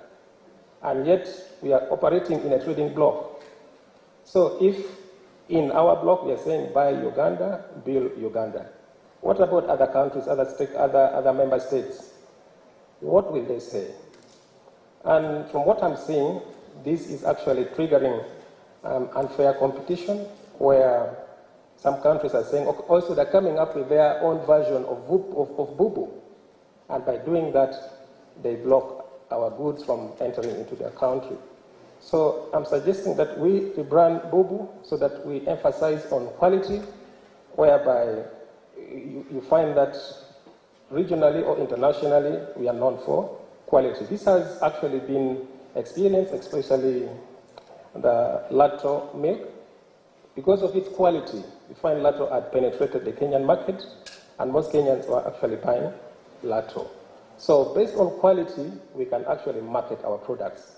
But if you say, bubu, buy Uganda, build Uganda, yet we are a family, what will other people say? So I'm suggesting that we rebrand the bubu policy. Thank you. Wow, interesting. And when I come to you, Madam PS, you will start from there, since you have at least a minute or two to talk about the bubu policy. But to you, Mr. Frank Muramura, if you could talk to us a little bit on whether the clearing and forwarding associations have actually effectively played their role in supporting the trade initiatives before we go into the reactions. Yeah, thank you, Mabel. Before I talk about the associations, I need to talk about who are these people who associate in those associations. These are clearing agents. And the clearing agents have relationships both with Uganda Revenue Authority and with owners of goods. Now, owners of goods could be exporters or importers. And it is because they are licensed that's why they also go to join the associations. But first of all, what is this relationship that we have with URA? URA is our regulator, those of us in clearing and forwarding, because they license us, as my colleague said, and they supervise our operations. And also, the act that gives them power, which is the East African Customs Management Act, also enjoins us to work with them and gives us responsibilities under that act. Actually, talking about that act, I also wanted to clarify that many times people say that URA has imposed or levied tax on them, which is not true, because URA is just an implementer of what was decided elsewhere. The people of Uganda levy their own taxes through their members of parliament. You could say it is the government, the central government, the executive, which proposes that. Yes, but when they make proposals, they take them to parliament, where we have sent our representatives, and when they consent is when those laws become effective. And the URA and the clearing agents come in only to implement them. So if the tax rates are unfair, then we need to ask our representatives we send to parliament. Do not crucify the clearing agents and the URA. Maybe where you can crucify URA is the method of operation they use. If it is harsh or unreasonable, as my colleague had said, setting unreasonable values, there, yes, we can talk about URA. But as for rates, it is us who set them for ourselves. So we have that agency relationship. We act and collect taxes on behalf of URA. But we also have a different relationship with URA. The same act that gives us that responsibility also makes us liable for what our customers, the owners of goods, have failed to do. If they have taxes they have evaded, then we, the agents, are held responsible. That's why you'll find that the agents are required to have a customs guarantee bond guarantee, to safeguard against those things. But on the other side of the owner of goods, we have a relationship which is consultancy or advisory in nature. We are supposed to advise the owner of goods what is required, both locally and internationally, because if goods are moving across borders, they will be subject to laws of Uganda, but they will also be subject to laws of other countries. So in that way, a clearing agent should be knowledgeable in the laws that govern the movement of goods in Uganda, what is restricted, what is prohibited, and what is freely allowed. And therefore should be conversant with the harmonized tax rates, or they should be conversant with how to get tariff specification codes and where they get them from. They should be conversant with customs procedure codes and where they get them from. They should also be conversant with other parties that work along with URA to safeguard Ugandan interests. Such parties include NDA or National Drug Authority, Uganda Bureau of Standards, and the Ministry of Agriculture. If an agent is not conversant with what is required by those bodies, then they will not help the owner of goods. But now, that is at the individual company level. But whatever we execute is discussed in other policy-making organs. And there, not all companies will go to participate, because we are over 400 companies. That's why we have associations, which associations then help us participate at policy-making levels. We participate in forums like COMESA negotiations. We participate when we are dealing with the East African Business Council. And we also find that at an international level, now when you leave Uganda level, there are also worldwide associations. Some of our companies are members of those worldwide associations, and they enable us give services in foreign countries where we don't have our own representations. And we, by reciprocation, we also give them services in Uganda. Therefore, that foreign company is able to deliver goods, say, to Mbarara, using us. So associations make policy discussion and implementation easier, and they also make the forwarding of goods achievable across very wide borders. Thank you very much. And it's no wonder that Mr. Otiama said they don't have a single association of their own. So probably as we get into reactions, PS, as you address the Bubu policy, what do you also think about his suggestion of rebranding the Bubu policy because of how it actually hinders, you know, local products in other countries?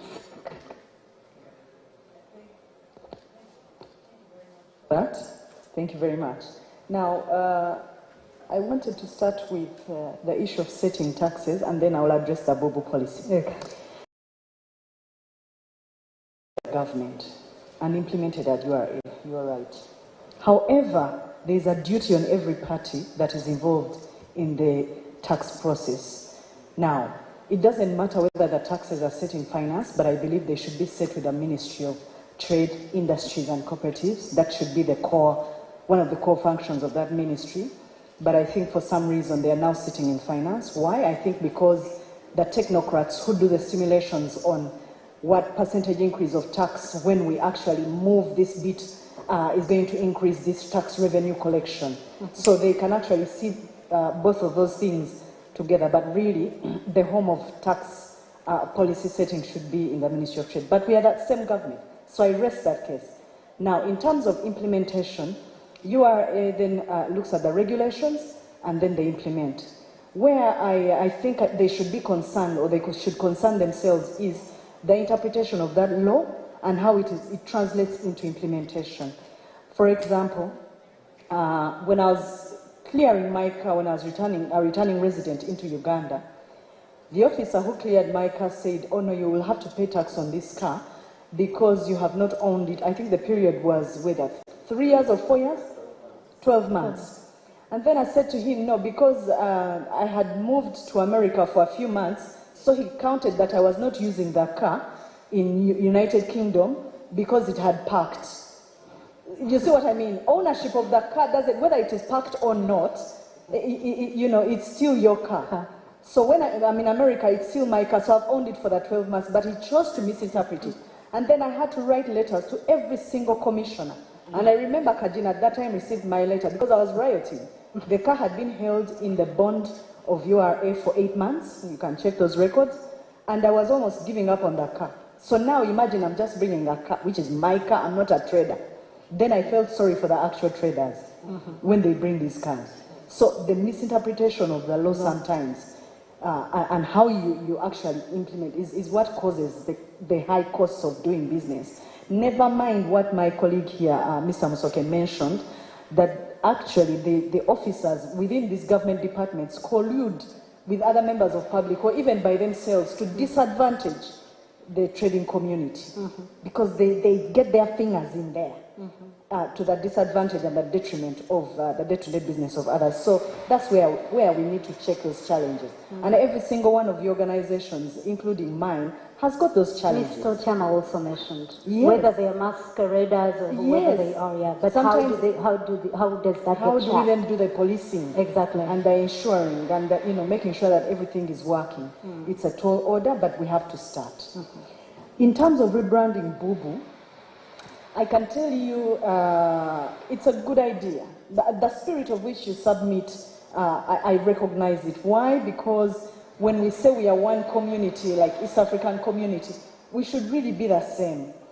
But the reality on the ground is that you will protect yours first before you look at someone else's. That is the law of nature. Whether nature is at an individual level, at a country level, or a continental level, I'm going to protect my African brother first before I protect the white man sitting in his air-conditioned office somewhere in Geneva making regulations. For me, it's nature.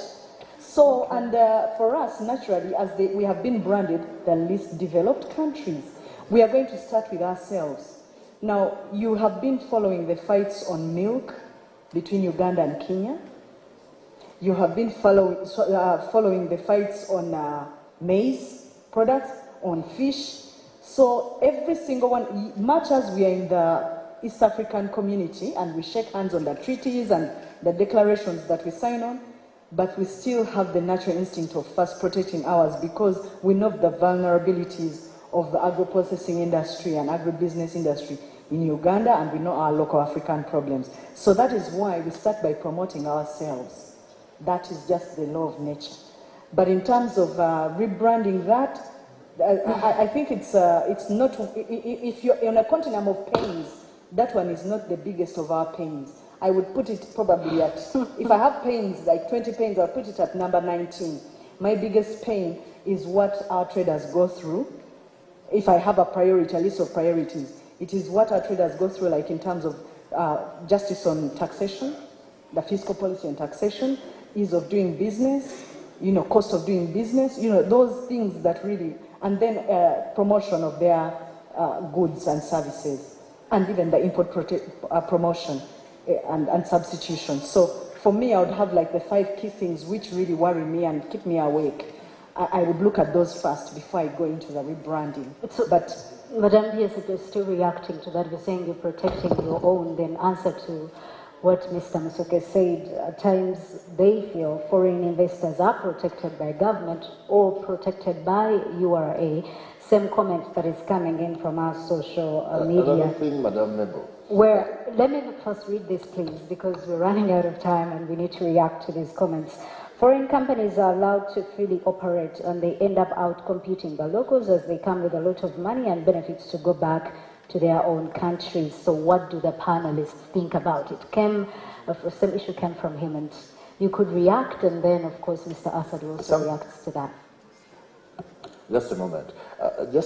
Currently we have some colleagues from Taiwan. They're here at Serena. What other governments are doing there?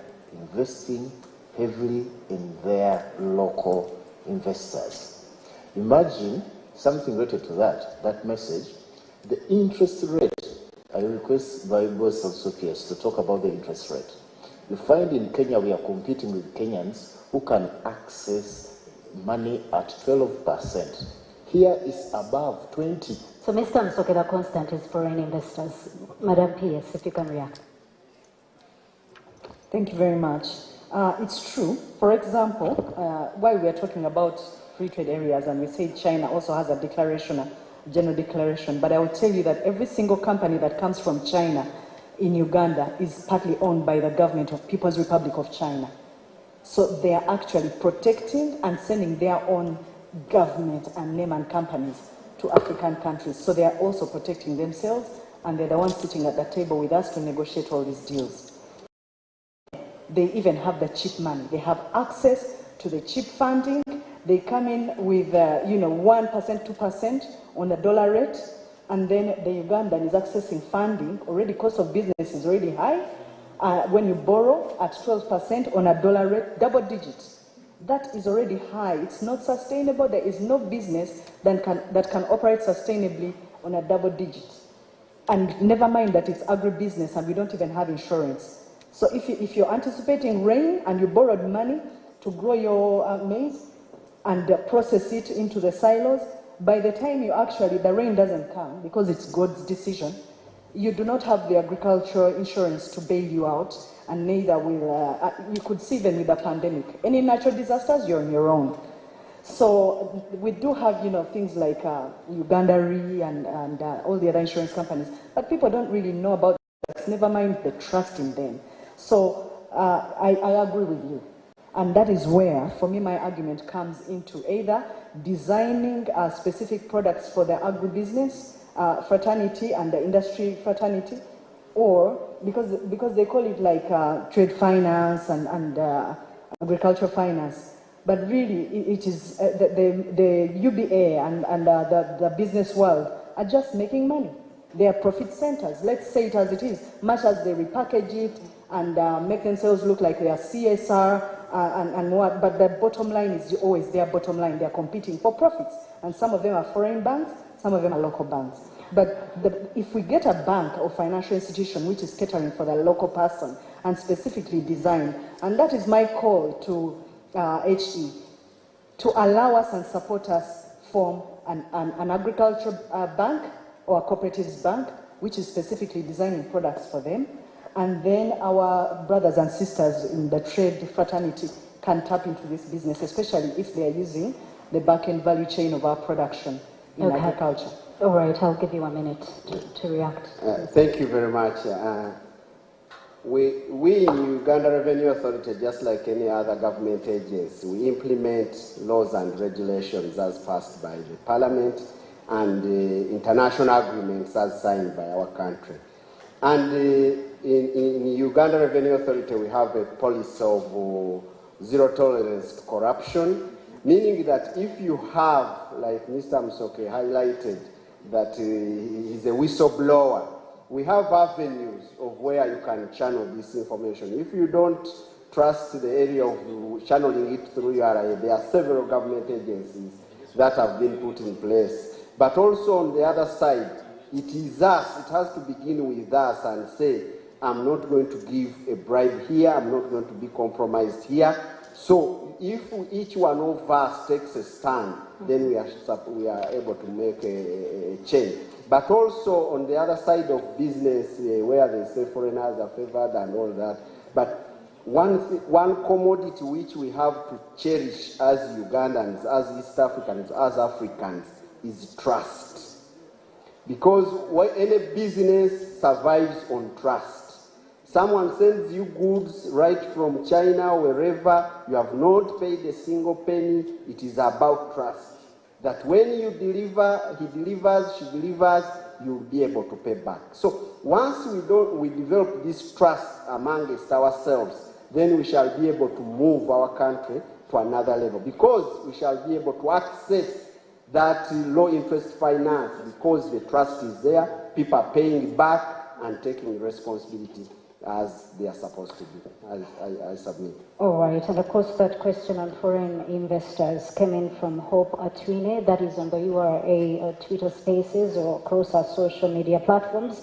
But there's another one from Gonsha Regema Olive, who says import substitution is good, but why is it being rushed against local leaders? Another comment that also came in from Mr. Musoke. So in a minute. He actually likened it to a bride, a woman, said it should be processed by... Okay, in a minute. Yes, thank you very much. Import substitution is really us as a country trying to increase our income status and increase, therefore, the gross domestic product of our country. Because, and you know, like, I don't want to go so technical, but the difference between imports and exports then creates deficits on either surplus or demand. Sorry, either you have surplus or you have deficit on the import position. Now, if you're importing more than you export, you're going to tilt the balance of your economy into negative. So if you now want to change that equation to export more than you import, you're increasing your gross domestic product, which means that your economy is moving in the right direction and growing at in the right pace and the right direction. Mm-hmm. So that is why we really want to do import substitution. Then not only is it just increasing the GDP, it is increasing the cost of life, mm-hmm. Of living, cost of living, not cost of life, cost of living. It's improving that position. It's providing jobs. It's providing welfare. Okay. Then with the increased revenue collections, we can provide healthcare, hospitals, education. It's a good thing for our country. That is the conversation. Okay, and Jemba Mlondo, you sent in 2 comments, but I'll read one because of time. He says, thank you very much, P.S. Geraldine. It was worthwhile listening to you candidly discussing where many failed short of facing reality. However, I would like to hear you communicating to authorities the same message Otherwise, suffocating the trade sector with taxes can only stifle growth while distorting economic gains of recent years. But at the same time, in your conversation, I heard you mention of the big plan that the Ministry of Trade is actually coming up with soon of giving, an investor. You called it a turnkey? I called it the prospectus, the investment prospectus, which means that Uganda will decide that these are the sectors where we need investment. We are lacking. We are underfunded. There's over-demand and less supply of whether it's a good or service. And then any investors who are interested in coming into Uganda and any local business community leaders who are interested would also now look into those areas to invest in those areas.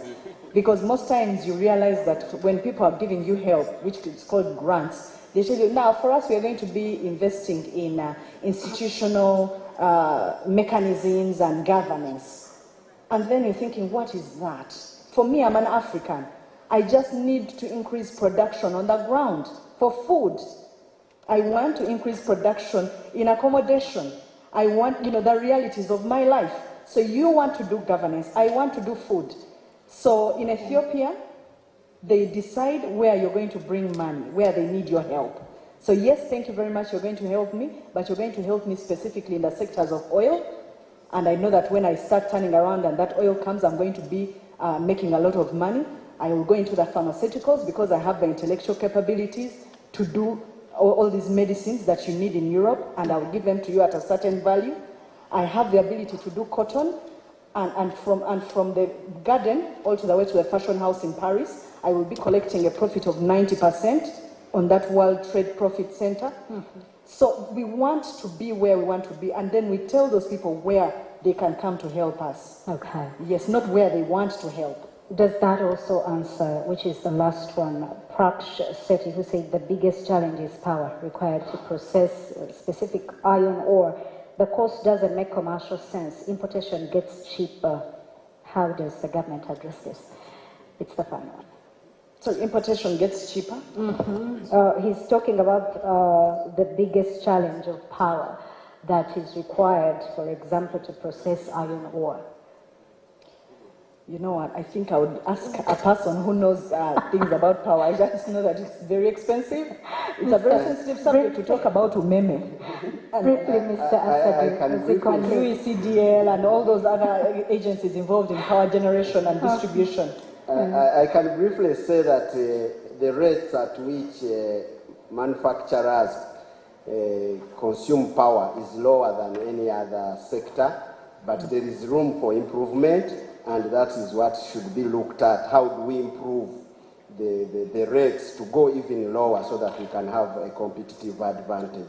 And I think in that area, alternative sources coming on board, especially for domestic, there are so many alternatives that can come up.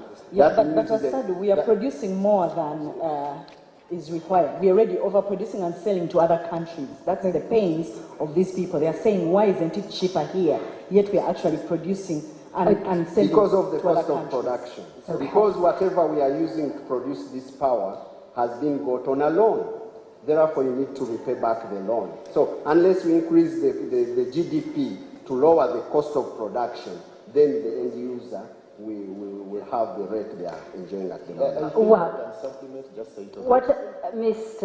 My apologies, Mr. Mosoke, we've run out of time, and most of the time, my father always tells me that if a conversation ends as energetic as it started, then it means we've really done a great job. So I really appreciate all your submissions, and I'll start with you, Mr. Frank Muramura, in your parting shots, what you would actually have to say, at least for this particular session on trade and investment opportunities in Uganda, as you conclude. My parting shot is that the purpose of this summit is to encourage people to voluntarily pay taxes. And this actually goes to URA. If you want to encourage people to pay taxes, expedite refunds of what they are entitled to. There is a complication in getting back VAT refunds. So if you don't work on that, then they will not feel wanting to pay. There is also on the other side of the central government that when people pay, they expect their money will be used reasonably. But many times we see that it is embezzled and there are no consequences to the embezzlers. I don't know where you will take that, but it is affecting tax compliance. Okay. Because nobody wants to pay money which is going to be embezzled and wasted. Okay. Then on operations side, for the commissioner, is that we still encounter delays in clearances, and also we have limited supply of electronic monitoring seals, which is a very important tool, but it is causing us delays because they are not sufficient. Even when they are available, they have no charge, so we need to work on that. But they are important for our movement, the improved security of the goods, but they are in short supply. Okay, Mr. Musoke Nagenda, in 30 seconds, your parting shot. Okay, thank you very much. I want to thank you for leading us into this session so well, in this engagement, my colleagues. Mainly, I request my colleague, we are having an issue about values. Currently, we are engaging URA. We are in a very tricky situation. Let us see how we can facilitate us and at least the values can be reduced. We are trying to recover businesses which have been negatively affected. Just let me use this chance to talk to a supplement about the power. The 30 seconds. Yes, I'm going to be so brief. That I've discovered that most of now the industries are destroying our forests because of high power costs. When you visit those industries in Nambawe, for example, which is manufacturing blankets, they are using firewood. And now the cost of firewood has gone high. Even we thought that if the power has been reduced, my colleague is also in schools, if you find the amount of firewood being used in schools and in industries, we need to protect our environment. If we are to attain and achieve the strategy of import substitution, reason, when the cost of agriculture goes high, like investing into irrigation, it will need more money, and it will make investing in agriculture very costly. Okay. Thank you. I submit. Madam PS, in 30 seconds. Thank you very much. For me, mine is very simple. I would just like to call upon us as government agencies to make it painless for our business communities and every single one of us manufacturing and agribusiness. Because just recently when I traveled to Dubai, before lockdown I went to Dubai, and claiming VAT at the airport, we would queue up and give in our receipts, and someone would sit behind the desk and compute that value, and then they load it onto a Visa card and give it to you. So you would actually access it at any ATM machine in your home country. The last time I went there on the Dubai Expo, they actually just touch it. They use QR codes. They tap your receipts. They are all done in the shops where you've been buying things, and then it's loaded automatically onto a Visa card and given to you, and it's done in less than 1.5 seconds. Now, if we adopt that culture of using technology, you have audit trail. Therefore, it eliminates all the officers who are running around colluding with the public to default on taxes and tax evasion, and therefore you will be happy. Mr. URE. Okay. Then of course, with us, if it is in any government department, UNBS, you name it, wherever the people are actually interacting with the government agencies for service, if they have got a high input on technology, it is very hard to beat those systems, and they audit trail themselves somehow. Okay. So for me, and it makes it painless also for the business community. So for me, I'm heavy on that kind of aspect before you bring in trust and all the other values. Digitization. Yes. Mr. Ochema, in 30 seconds. Thank you, Mabel. I would like to thank URF for organizing this engagement. And I have only one issue to raise again, just requesting customs or URF to empower their staff. because at the moment the staff are actually timid when it comes to issues of valuation. But in other areas, the customer care is superb. Everything is okay. But in terms of empowerment, we want officers to make solid decisions, because at the moment, if an officer is handling a transaction, they peg their decision to the value which is in place, which is actually the minimum value. So I request that you empower your staff to follow the principles and the processes of valuation. Secondly, we are in the process of getting our agency licenses, and we request that you reduce the agency fees, because the agency fee is $400. And some companies actually during the pandemic, you'll find companies that actually have not carried out any transaction if you check on your system. So I'm requesting that either you forgive the agents and waive the licensing fees, That's a good one. or reduce it. Thank you. Okay, and it was intended, since you set the stage, Mr. Asadu, for this discussion, that you actually end it with your concluding remarks. Thank you very much, Mabel. First of all, I want to thank you for steering this discussion very well, and I believe our audience, the viewers and the taxpayers out there, our clients, have enjoyed to watch and receive the information. My concluding remarks is that we continue to thank the public, the taxpaying public, who have made it possible for government to be able to render the services through the collections which they bring into the national treasury. And also, URA is very emphatic on the drive for digitization, where the PS has ably said that she went to Dubai. We have a project running and we are enforcing EFRIS, which is basically about VAT. Once you are on EFRIS, that is the direction where we are going to be. You don't need anything, because your input-output ratios will be automatically computed, and if you are due for a refund, then that process will be able to be handled well. And on the issue of equipping our staff, it is a continuous program of empowering our people to have the knowledge and skills that are able to serve. And many of the issues that have been raised by the panelists and the viewers, some which have not been dealt with here, we are going to take them back end, and we shall be able to provide answers and continue with this dialogue of engaging. With engagement, the solutions will always come by.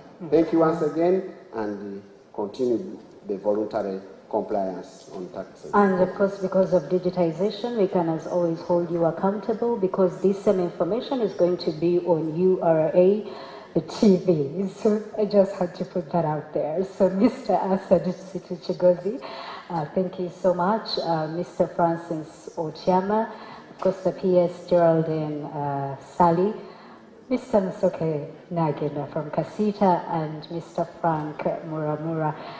We do appreciate you for this conversation and, of course, the submissions. The URA E-Bomba Summit 2021 continues until the 12th of November. Of course, very thankful to BBS Telefina, of which we were live, Baba TV, and all the URA social media platforms that have been following this conversation and should continue to follow the same conversation next Friday.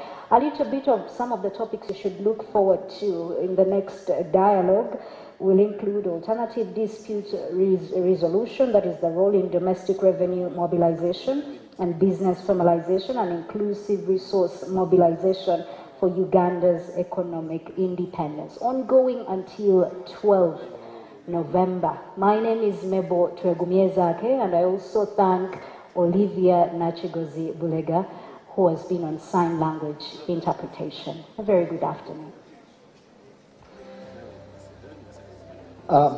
Thank you so much, our panel. Thank you so much, Mabel, for doing a fantastic job. They do deserve their flowers. I know we have journalists in the house, but please, let's go ahead and celebrate.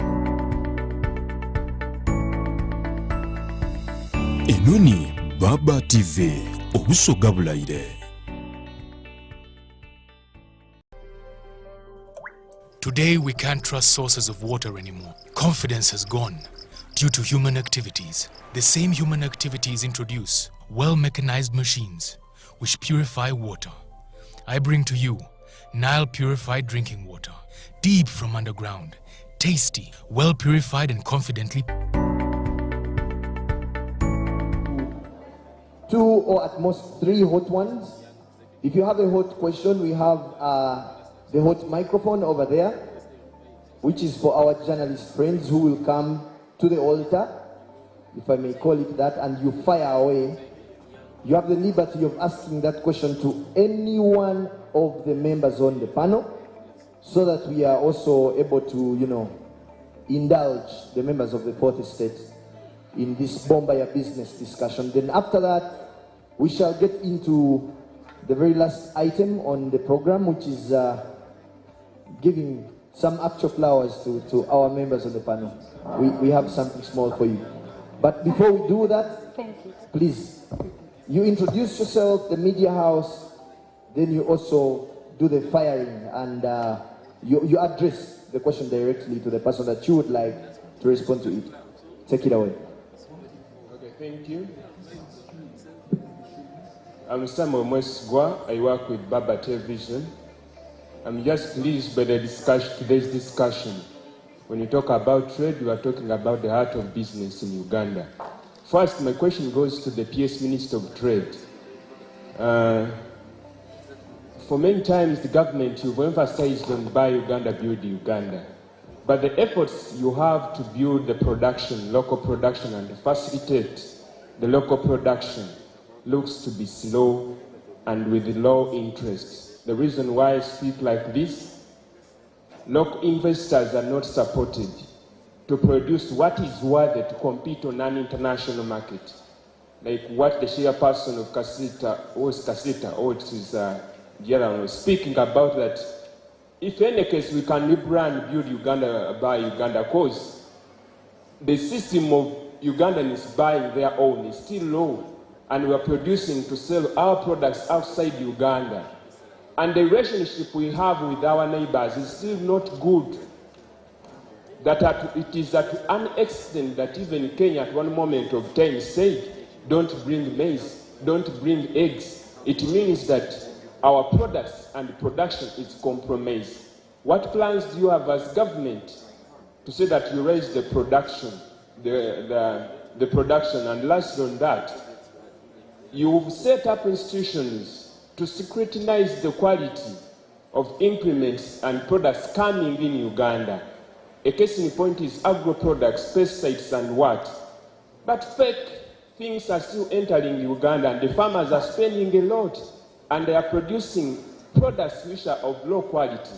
But the effort is by the government, which has not emphasized this. So if it is really worthy, let us brand that, and then we can see whether we can make it. Then lastly, still the minister, the PS Minister of Trade, try to give us a summary. COVID-19 has affected Uganda for 2 years. We are going to 3 years. And the local businesses have been closed. Some exports and imports have been carrying out. The president has been saying, trucks, we cannot end trucks from crossing borders. Has Uganda made some money in export and imports than the local business here? And I would love, if it is possible, to make this address in Uganda. Thank you. I'm Samuel. Thank you so much, Sam. Well, I know I said fire away, but you can't come with 4 guns, for lack of a better word. If you can keep the questions brief, 1 or 2 maybe per journalist, that would be great. But the PS is going to take care of those questions.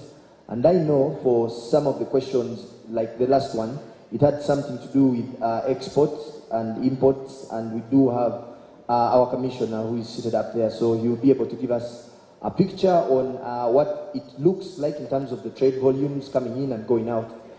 Let's get the second question. We shall get 3 for English, then we shall get 3 for Luganda, and that will be it. Thank you so much. My name is Pedison. I read for Smart 24 TV. A quick one. I just want to know, between URA and Madam PS, who gives tax holidays And when do you give a tax holiday? Another one, why are you not doing the same to our local manufacturers? I submit. Thank you so much. It was a brief, straightforward question. It will be responded to. Let's get the third. Then we shall... Good afternoon to you. My name is Jimmy Akanshemeza from Google Day TV. I want to ask the PS. Can you repeat the name? We didn't quite Akanshemeza Jimmy, Google Day TV. I want to ask the PS, how is the government going to end this kind of imbalance between foreign investors and local investors, whereby the foreign investors, when they come here, they are too favored than the local investors, yet would be supporting our own to boost our economy. When these investors come in Uganda, they're given too much care, too much attention than ours. I submit. Thank you so much. The question is very similar to the previous question, if you ask me, but the PS will address it. Lydia? Good morning, good afternoon, ladies and gentlemen. Lydia Narakosa from NBS TV. I have only one question, going to Kaseta. We are talking about import substitution because every country is doing that. What are some of the things you're doing to make sure that instead of importing into the country, you start thinking about inward to make sure that even the things you're importing, because we know you have a lot of money, you can invest in the country.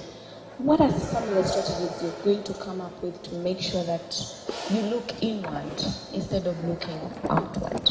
Thank you. Good question about okulete mali vis-a-vis okukole mali wane Uganda. We like that. So let's get the responses to the English questions, then we shall take another round of questions in Luganda, and that will be it for the members of the Fourth Estate.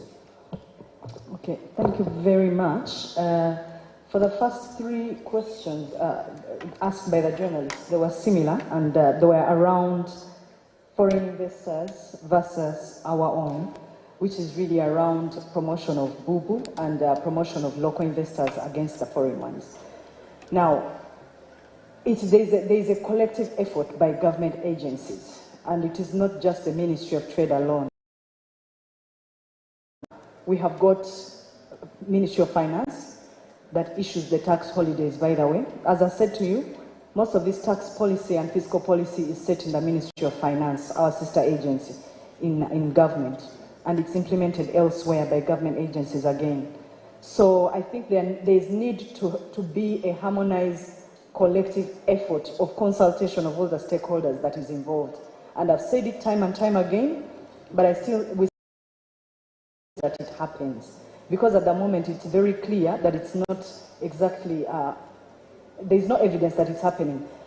Like, for example, when I saw the measuring of textile in kilos, that for me, it wouldn't have happened if it wasn't a top-down policy strategy on fiscal policy and taxation policy. It should have been a collaborative effort between government agencies and their stakeholders on the ground. So if we got that in place, I think that is what will resolve such issues in terms of local investments, local trade and industry, and boosting those industries as opposed to the foreign ones. Now, if we actually go into the national development policies on the ground, we have, for example, the Local Content Bill, Act 2019.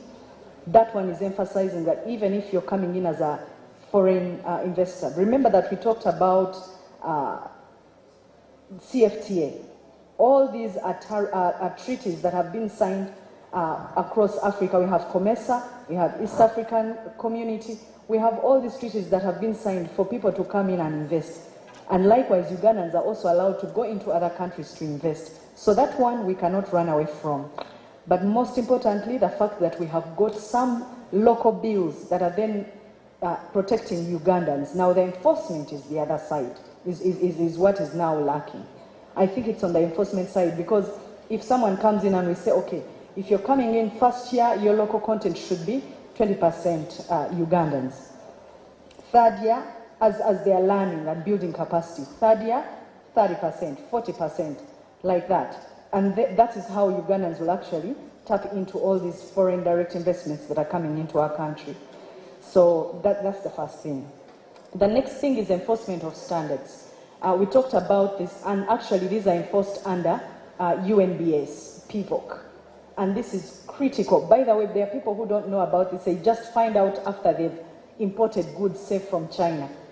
When someone goes and brings in goods without checking the quality of those goods in China, when you come here and then they are not cleared by UNBS in terms of standards, they are then destroyed at your cost. And the same happens to Ugandans who try to take their fruits, their produce, or anything else to other countries. If they did not pass the proof of conformity verification here in Uganda, and they take them to the other country, then they are destroyed at their costs. And all these are costs to people doing business, and it actually kills local businesses because they end up losing out on some of these things. So there is a lot of sensitization that has got to be done on the part of government and all the other agencies of government. So we need to actually let our people know and avail this information readily on our website. We go out there and let them know where this information lies. Then COVID, actually, it is very surprising that, say for example, I just stumbled across these figures between East African regions, specifically mainly Uganda, and the UAE states. Actually, our cost of exports increased more than 40% in the year of 2021, because it is about $1,800 million worth of exports to the UAE compared to what we had in 2016, which was about $488 million. So if you check, those figures have actually increased because of those policies we have put in place. So there's a bit of perception, but there's a bit of real figures and real numbers, which we actually look to see that there's actually actual movement and growth in exports to other countries. So for me, those are my main submissions. I think I've answered the questions. Most of them. Thank you so much, PS, for making the narrative a little bit more clear, especially on the misinformation regarding some of the exports and some of the policies that are in place. Maybe if we could have a little bit more clarity. There was a question, I think it was from Sam, that was that needed a clearer picture in terms of the incentives available to foreign investors and the incentives available to local investors. I think that also needs to be well clarified. Asadu, over to you. Thank you very much, and I want to thank the fourth estate who are doing a good job, because without you, this information would not reach to the intended audience. First of all initiatives or incentives put in place by government cut across, and I did emphasize during our discussion that the incentives are for both local and international investors. But also on the side of locals, the requirement where you need a foreigner, let's say, to bring $1 million to qualify for an exemption, it is 50% for a local. So what we need to do, like the PS has done, and what URA has always tried to do, especially after every budget reading, is to sensitize people of these incentives that are there, because they are there. If you are a local investor, you benefit from the tax holiday just like a foreigner. It is the same treatment. So it is only that information is not being accessed by people, and avenues like this help people to know that the incentives cut across. There is no discriminatory policy or against the locals in terms of this. And even the investment, as you move outside Greater Kampala, I did mention that there is an advantage for you already when you are doing that. So what we need to do is for our people to get this information. We have put it on the e-platforms, but many of our people are still BBC, so therefore born before computers, and yet they are the ones with the money. So you with the electronic media, the print, then bring out this information and give it to these people. But as URA, we are making it deliberate to make sure that we give as much information to the public as possible so that it can make the cost of doing business easy. We shall do it through the print, brochures, newspapers, the electronic media, and even sensitizing people like we are doing now. And different languages. And all these are already in different languages. We go on radio stations all over Uganda in different languages. The brochures are in several languages, but the information is there, but we shall help you to know that it is there and you are able to access in a language you understand. But also let us use the young people whom we have invested in money to educate, to help us, those who cannot read. I can't spend 2 million Uganda shillings per semester for you to go to a university, and you can't tell me the incentive government is giving. So we are going to use all these avenues. I submit. Thank you so much. But can I also just add Commissioner? something small, sir? Sure. If you also operate a relationship management model as URA, your officers can be turned into tax advisors, and they do tax advisory as well. So not just a clearinghouse, or not just you've said you come for this and then in mechanical. You can actually say, you know what, this person has come in to do this, but you know what, you can actually take advantage of this clause because you don't really qualify under this one, which taxes you more. So you can even avail this information by your frontline staff becoming advisors in a relationship rather than us being just mechanical in terms of the way we implement. Thank you, PS. And indeed, in certain sectors, we are doing that. You have heard of one-stop centers, Yes. which were government established. And these were all intended to make sure that our people are able to come and get these advisory services in terms of the incentives available from government, the taxation, and even all our regional offices, because we have quite a number, though not every district, but our effort, once the envelope increases, we want to have a footprint in each of the districts of Uganda, given that a number of our people who are deep down there producing cannot access the e-services, so that they can be reached out to serve them. And like in URA Customs, we are implementing the advanced ruling program, where before even you go to buy something, you can be able to have information that if I import this item, what are the taxes involved? What are the laws? Is it restricted? Is it prohibited? What is the kind of market I'm looking at? That information is provided by the agency. I submit. Thank you so much, Assistant Commissioner. And maybe just to add, Mabel kept on referring to URTV. And URTV has this show that is hosted by yours truly called Show Me the Money, that is about unpacking investment opportunities that are available for Ugandans. You can go to YouTube and you access this information. We hosted the Free Zones Authority. We are looking forward to hosting each one of you to have a deeper breakdown of these things in a language that is best understood by all citizens out there. Yeah. Digital is now, and we are making the most of it to put this information out there. There was a question from Lydia, NBS, specifically to Thaddeus. Okay, thank you. We at Kasita, we have tried several strategies to make sure that our traders can embrace the import substitution strategy for the government.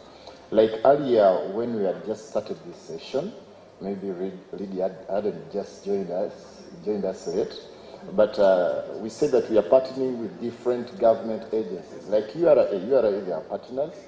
Again, like National Bureau of Standards and others, to make sure that we carry out intensive sensitization of mind change or perception change to our business community. That sincerely it's high time the business community to embrace this strategy for business survival. When you don't support the government policy, it's so hard for business survival. Secondly, it has several opportunities, which I clearly tried to outline, and even the challenges. So when we identify the challenges, we make recommendations to the government to see how can they come up and find solutions to these challenges. And given the fact, even like with these summits, I'm sure Ugandans benefit a lot.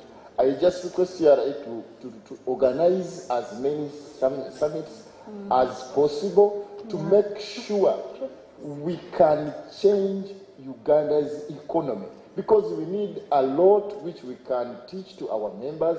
And currently, Kasita is covering the whole countries, all over Uganda is Kasita Uganda, where our partnership with URA is going to help many Ugandans to formalize business.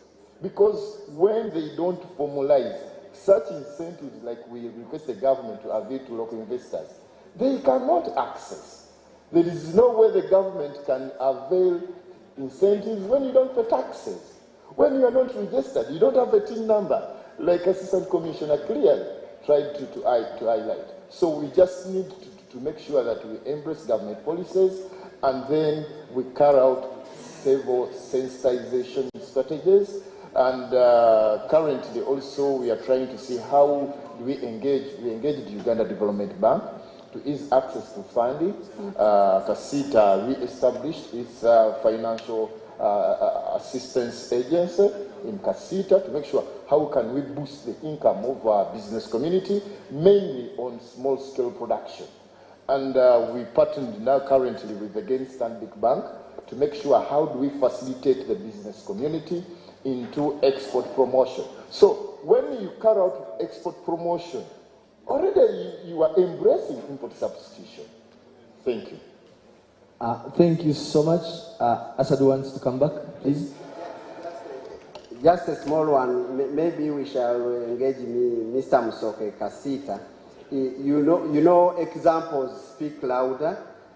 If you have some of your members who are into production, then we can be able to engage them and give them highlight so that they become examples to others, that whereas I'm in import business, this is what I've done, and I'm producing a product, and it is on the market, and it is for a member from Kasita. Sure. So that we can be able to show that it is possible to import, but also at the same time produce. And URA will be very good to highlight and even the contribution you are making. But that's a very brilliant idea. We shall embrace it. Thank you. Indeed, we shall. Now, Thaddeus talked about business formalization and how it becomes very difficult for business that is informal to access all these benefits that the PS and the Commissioner, all these benefits that people have been breaking down. And for me, I usually utilize the analogy of high school, boarding school, for those who are in boarding school. That day when visitation, parents have come and they've brought you some food prepared at home, and it's different, of course, from the food that you're accustomed to in the boarding school. And what would happen is that some students would choose to eat their deliciously prepared food under the blanket, while others would share. Now, those who would share would, enjoy the food a little bit more than those who were eating the food from under the blanket, because all sorts of things would happen. Insects would come through because pieces have fallen, and and yet the food is, giving off this aura. So everyone at the end of the day gets to know that this guy is hiding food. So this is a call maybe to business people out there to do business in the open and tap into all these unlimited trading opportunities that come with that. Don't eat food from under the blankets. We are going to have only 2 questions from our Luganda broadcasters. You step over to the altar, and if something has not been addressed, please fire away in Luganda. We get the responses, then after we shall proceed to the next activity.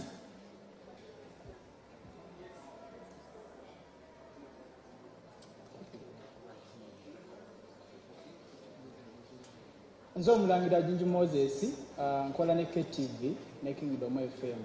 Ekibuzo kyange ndowooza tusaba just mutulambululemuuko bitone ebyo mu Luganda. Ekisooka kyeki kyalemeseza ba investor baffe wano mu Uganda okulaakulana. Bagamba nti muwa nnyo omwaganya abantu bali abava ebweru ne baleeta wano ssente. Then ekirala abasuubuzi naddala batwala ebintu ebweru w'eggwanga. Kenya, Sudan bakata abantu abawera ddala 30.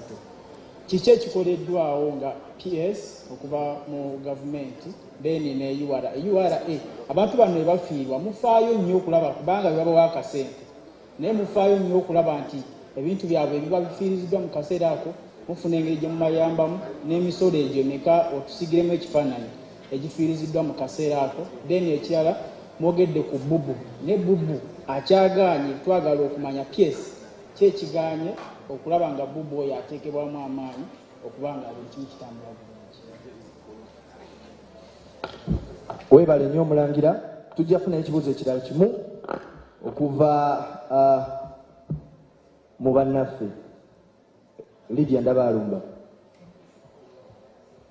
Kibuuzo kimu kyokka. URA tulaba nti nno encouraging abantu okuinvestinga wano sente. Ne URA mukozeewo ki okulaba nti abantu bano naddala bannayuganda abateeka wano ensimbi mubayambako si kusasula ku kamusolo naye ne bizinesi zino okulakulana. Then Kasita tulaba muleeta nnyo ebintu wano mu Uganda naye mukozeewo ki okulaba nti mu kifo ky'okuleeta ebyamaguzi mu Uganda ate kusiga wano esente ebyamaguzi bye mukola wano ate mu bitundu walala. Thank you. Weebale nnyo Lydia lw'ekibuuzo ekyo era essaawa eno yennyini bannaffe bajja kuttaanya ensonga ezo. Weebale nnyo ekibuuzo ekyo naddala omwami abadde wa Kingdom FM KTV okuwa abantu ab'ebweru ettutumu mu bintu byaffe by'okusiga ensimbi okusingako okubaffe abawaka. Bwekityo bwe kirabika naye ate nze ndowooza nti nno gavumenti eriwo ng'ekwataganyizizza wamu n'ebitongole byonna ebya gavumenti ekiriwo ku ground kisingako ate ku kyobadde ogamba kubanga n'abaffe bennyini akati tulina nga bw'onogamba ebisaawe ebiramu okusiga industrial parks ebisaawe ebyamu amakolero ne gundi ne gye tugirira ebintu byaffe byonna ebintu ebyo bannayuganda mwebali bangi nnyo. Nze era ebiseera ebisinga actually bwe ŋŋendayo nsangayo bannayuganda bangi naye era mulimu n'ebitongole ebirala ebiva ebweru mu nsi endala ez'ebweru yadde nga nabo bafuna nga bw'onogamba nti nno advantage okusinga abaffe abawana n'abaffe bafuna era ne bali ababeera bazze tubagamba nti yaddoze kwata emirimu ebitundu 20 ku 100 mugiwe bannayuganda era abantu abo abasinga mwaga amakolero babeera baffe nga bannayuganda be bakola ate ne bajja ne bagula amasannyalaze gaffe ate ne bajja ne bakozesa enguudo ezaffe n'amazzi agaffe ate nga naffe bannayuganda era naffe tugenda mu nsi zaabwe era naffe ne tukola ki ne tugulawo amakolero eri mu nsi ndala ezaabwe kubanga byebyo ebintu bye twakkaanya awamu ne twaguringa mu zino treaties ze tugenze tusayininga ne zino ensi zonna ezisinga. Kati era bw'otunuulira numbers ezo mu butuufu zigenda zeeyongera nti bannayuganda abafunye emigabo mu zino gundi mu bino amugana amakolero bangi okusinga ab'ebweru. The numbers ezo ziriwo era nze actually mbadde nsaba muddemu mutuyite ate tutandike obbawera ddala bwino tutambulire wamu nga mukiraba naye ate era sijja kwewakana nti nno tekiriyo nti nno ab'ebweru balabika nga bafunyeemu advantage. Babisaba oluusi ba agencies baffe nabo ne babayisaawo emanju ebintu ebyo bannaye twandibadde ne tweddako kati fanga aba gavumenti naddala abantu abakola mu gavumenti ne muleeta obwenkanya abantu baffe ne basobola okuba nti nabo basobola okukola ki okuleeta ebintu byabwe ne bakompitinga ne bali abakola ebintu abava ebweru. ekirala wabaddewo ekibuuzo ekirala ndowooza kibadde nakyo nga kikwataganira wamu kibadde kifaananamuuko n'ekyo ekyokubiri ekyo kibadde kibuuzo kakati abasuubuzi abo bannange ekintu ekyo kibi nnyo okuba nange kenyini ayogera wano actually nze nyina muganda wange era naye bamuttira South Sudan 2008 ng'era naye anoonya business naye twabonaabona nnyo era nze kyesinza kutegeera lwaki ekizibu ekyo kikyaliwo naye nze nga nsuubira nti agency ya poliisi ne intelligence zonna ze tulina zandibadde zitunulira ensonga ezo ne zigezaako okukola relationship n'amawanga ago abasuubuzi baffe gye babonaabonera ne tulaba embeera gye tuyinza okukkaanyaamu okukola trade eyo nga kwega tewali kusika muguwa n'abantu kufiira mu mbeera eyo kwegamba ekyo kiri beyond obusobozi bwange kaŋŋambe naye ng'ate kyenyinza okukola kwe kuba omulanga ew'abantu baffe abali mu government naddala abakola enforcement and protection of human rights okukola kye bali supposed okukola n'okubuuliriza lwaki ebintu ebyo bibeerayo ne bagezaako okukola ki okubistopinga. Nebaziza nnyo ebibuuzo ebyo ebiyamba abantu baffe abawuliriza n'abakola emirimu okulaba nga bongera okunnyonnyoka ensonga ze tuba twogedde mu lufuutifuuti ne tuziza mu Uganda. Ekisooka njagala okukakasa abantu bonna abaagala okukola emirimu egy'enjawulo mu Uganda nti amateeka ge tulina tegasosola oba munnayuganda oba mugwira nga bwe batera okiyita omuntu avudde ebweru. Amateeka gano weegali agawe ebintu ebiweebwa omunnayuganda okukola ekyuma ekisogola omubisi ge gamu n'agaweebwa ow'ebweru. Naye ekizibu ekyendaba ekiriwo nti abantu baffe tebannafuna mawulire gano kubatuukako nti kino kyosobola okukola. Nga gavumenti kaakati kyetuliko ennyo kwe kugamba nti nno tumenyeemenye tutya ensonga zino ezikwatagana ku makolero n'engeri gy'oteekawo amakolero ne biki gavumenti byekuwa omuntu wa bulijjo asobole okuba ng'abimanya. Kuba bwe tunaaba tukoze ekyo tujja kuba tutuuka ku muntu wa bulijjo engeri emu gye tulina nga bwe muzze wano bwe mulaba bwe tuli tuwandiika obutabo obw'enjawulo mu nnimi ez'enjawulo abantu baffe basobole okulaba nga bategeera ensonga zino nti weeziri. Ate n'ebintu bino ebyoga nti omusolo gukugibbwako kumala ebbanga nga lya myaka 10 gwowe avudde ebweru n'owa wano era likwatako kyekimu. So nze ndowooza nti bwe tuneeyongera enkola eno ey'okutambuza amawulire abantu baffe bajja kwongera okumanya nti emirimu gino weegiri. Ate era nga bw'omanyi nti tulina n'ekitongole kiramba oba abantu abeekwatira awamu aba Uganda Manufacturers Association. Bangi abantu bwe baba nga bayingidde ebibiina bino ebibayambako okubatuukako okusinziira ku mitendera gyabwe kiyamba nnyo. Tulina ebitongole ng'ebya small scale entrepreneurs. Ebitongole ebyo bwe twongera obiteekamu amaanyi n'okubiwa amawulire gano bo basobola okubituusa ku bantu baabwe kuba bonna tebasobola kuba ku TV mulundi gumu oba ku radio. So ensonga eyo ejja kuba egguka bulungi. Ku baganda baffe abatwala ebintu ebweru ne wabaawo ensonga emu oba endala. Ekisooka nti ebintu byonna ebitwalibwa ebweru okuggyako ebitono ennyo nga bye nagayo ebyennyanja amaliba ne zaabu n'ebirala ebyobugagga ebiva mu ttaka ebisasulayo omusolo ng'otwala ebweru. Bw'oba otwala ebintu ebweru tetukuggyako musolo gwonna. Naye ffe nga aba Uganda Revenue Authority n'ebitongole ebirala ebya gavumenti tukuyambako okulaba nga otwala ebintu ebyo ne bitambuzibwa bulungi ne bituuka mu nsi eyo. Naye kati ngera bwe bakyogeddeko nti ffe nga bannayuganda abatwala ebintu ebweru ekisooka tulina okugoberera amateeka ga gavumenti n'okwewandiisa kuba bw'ogenda kinnoomu mu nsi gy'otamanyi nga tolina gw'osobola kukubira nduulu kizibu. Naye n'olwekyo bwe tuba nga tukoze ebibiina eby'okwegatta ne tugamba nti abagenda e South Sudan tuyina association yaffe gye tukoze nti bano batwala bintu South Sudan kiki tulina okukola nti bwe tuba tugenze South Sudan olw'embeera oba eriyo bweti tuyina kukola bwe tuti bw'oba otuuseeko ensonga osobola okukubira gundi naye omuntu okuyingira obuyingizi mu nsi nga ne bw'oba ofunye ensonga tolina gw'oyinza kukubira I think okwegatta okwo kujja tuyamba okukolagana obulungi n'ebitongole bya security ate okwongera okulaba nga gavumenti bwe yateekawo abantu baffe kati babawerekera naye nga si kye twandiyagadde naye embeera nti bweriwo bawerekerwa naye tebajja kuwerekera kinnoomu n'olwekyo tulina okwegatta ndaba aba transport associations weeziri okwegatta okwo bwe mubeera ekitole ne bwe wabaawo ensonga nga mugiggusa mu gavumenti emu oba endala babawuliriza kuba omulanga guba gwa muzindo gwe muba mutuusiza okusinga okubanga osuubula kinnoomu. Tweyanze.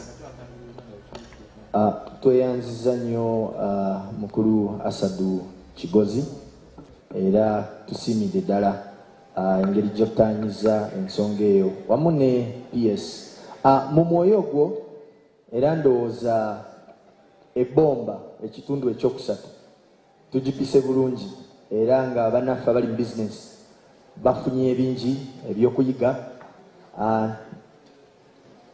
Waliyo ekibuuzo? Okay.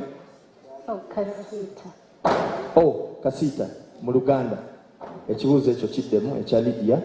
Okay, webale nnyo nsuubira kano kusaba busayi abatesitesi ndowooza tufuneyoko ne sessions ez'Oluganda nina abamembazi bamu abaaliyagadde nnyo session ate nazo ez'Oluganda.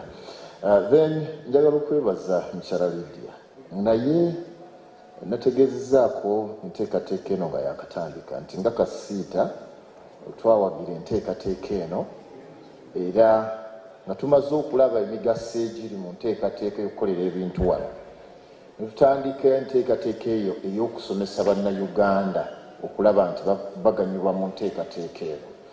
Tetwakoma ku ekyo tutandise okufuna enkolagana n'ebitongole ebyenjawulo ebya gavumenti omuli URA n'ekitongole eky'omutindo era ebitongole bino bitaddewo enkyukakyuka nnyingi bw'otuuka kati mu National Bureau of Standards okulaga omutindo okuyambako okutereeza omutindo bakoledde ddala omulimu omunene.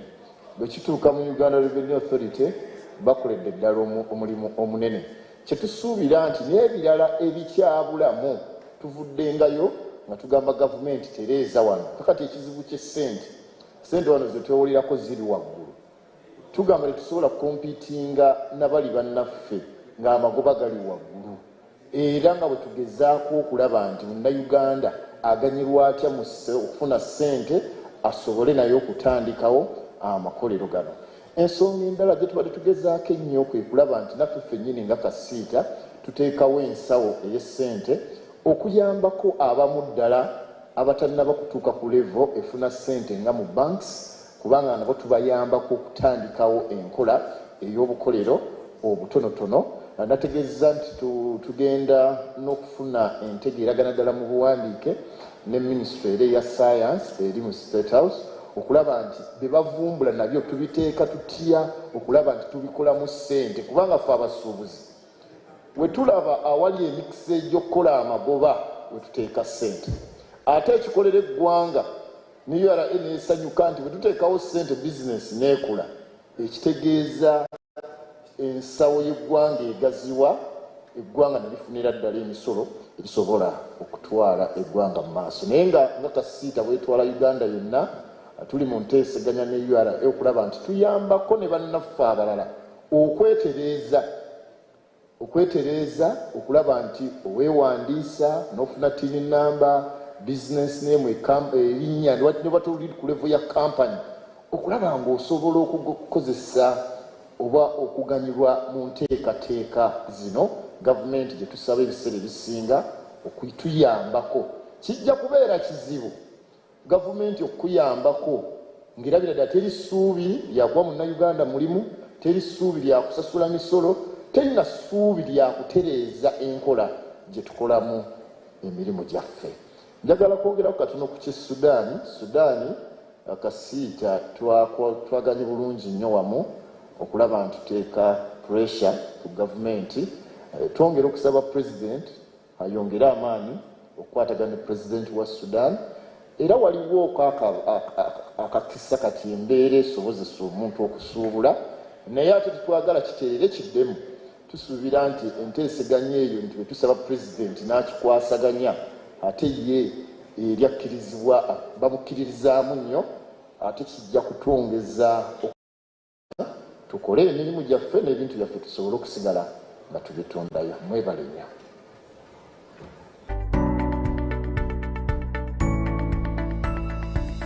Enoni Baba TV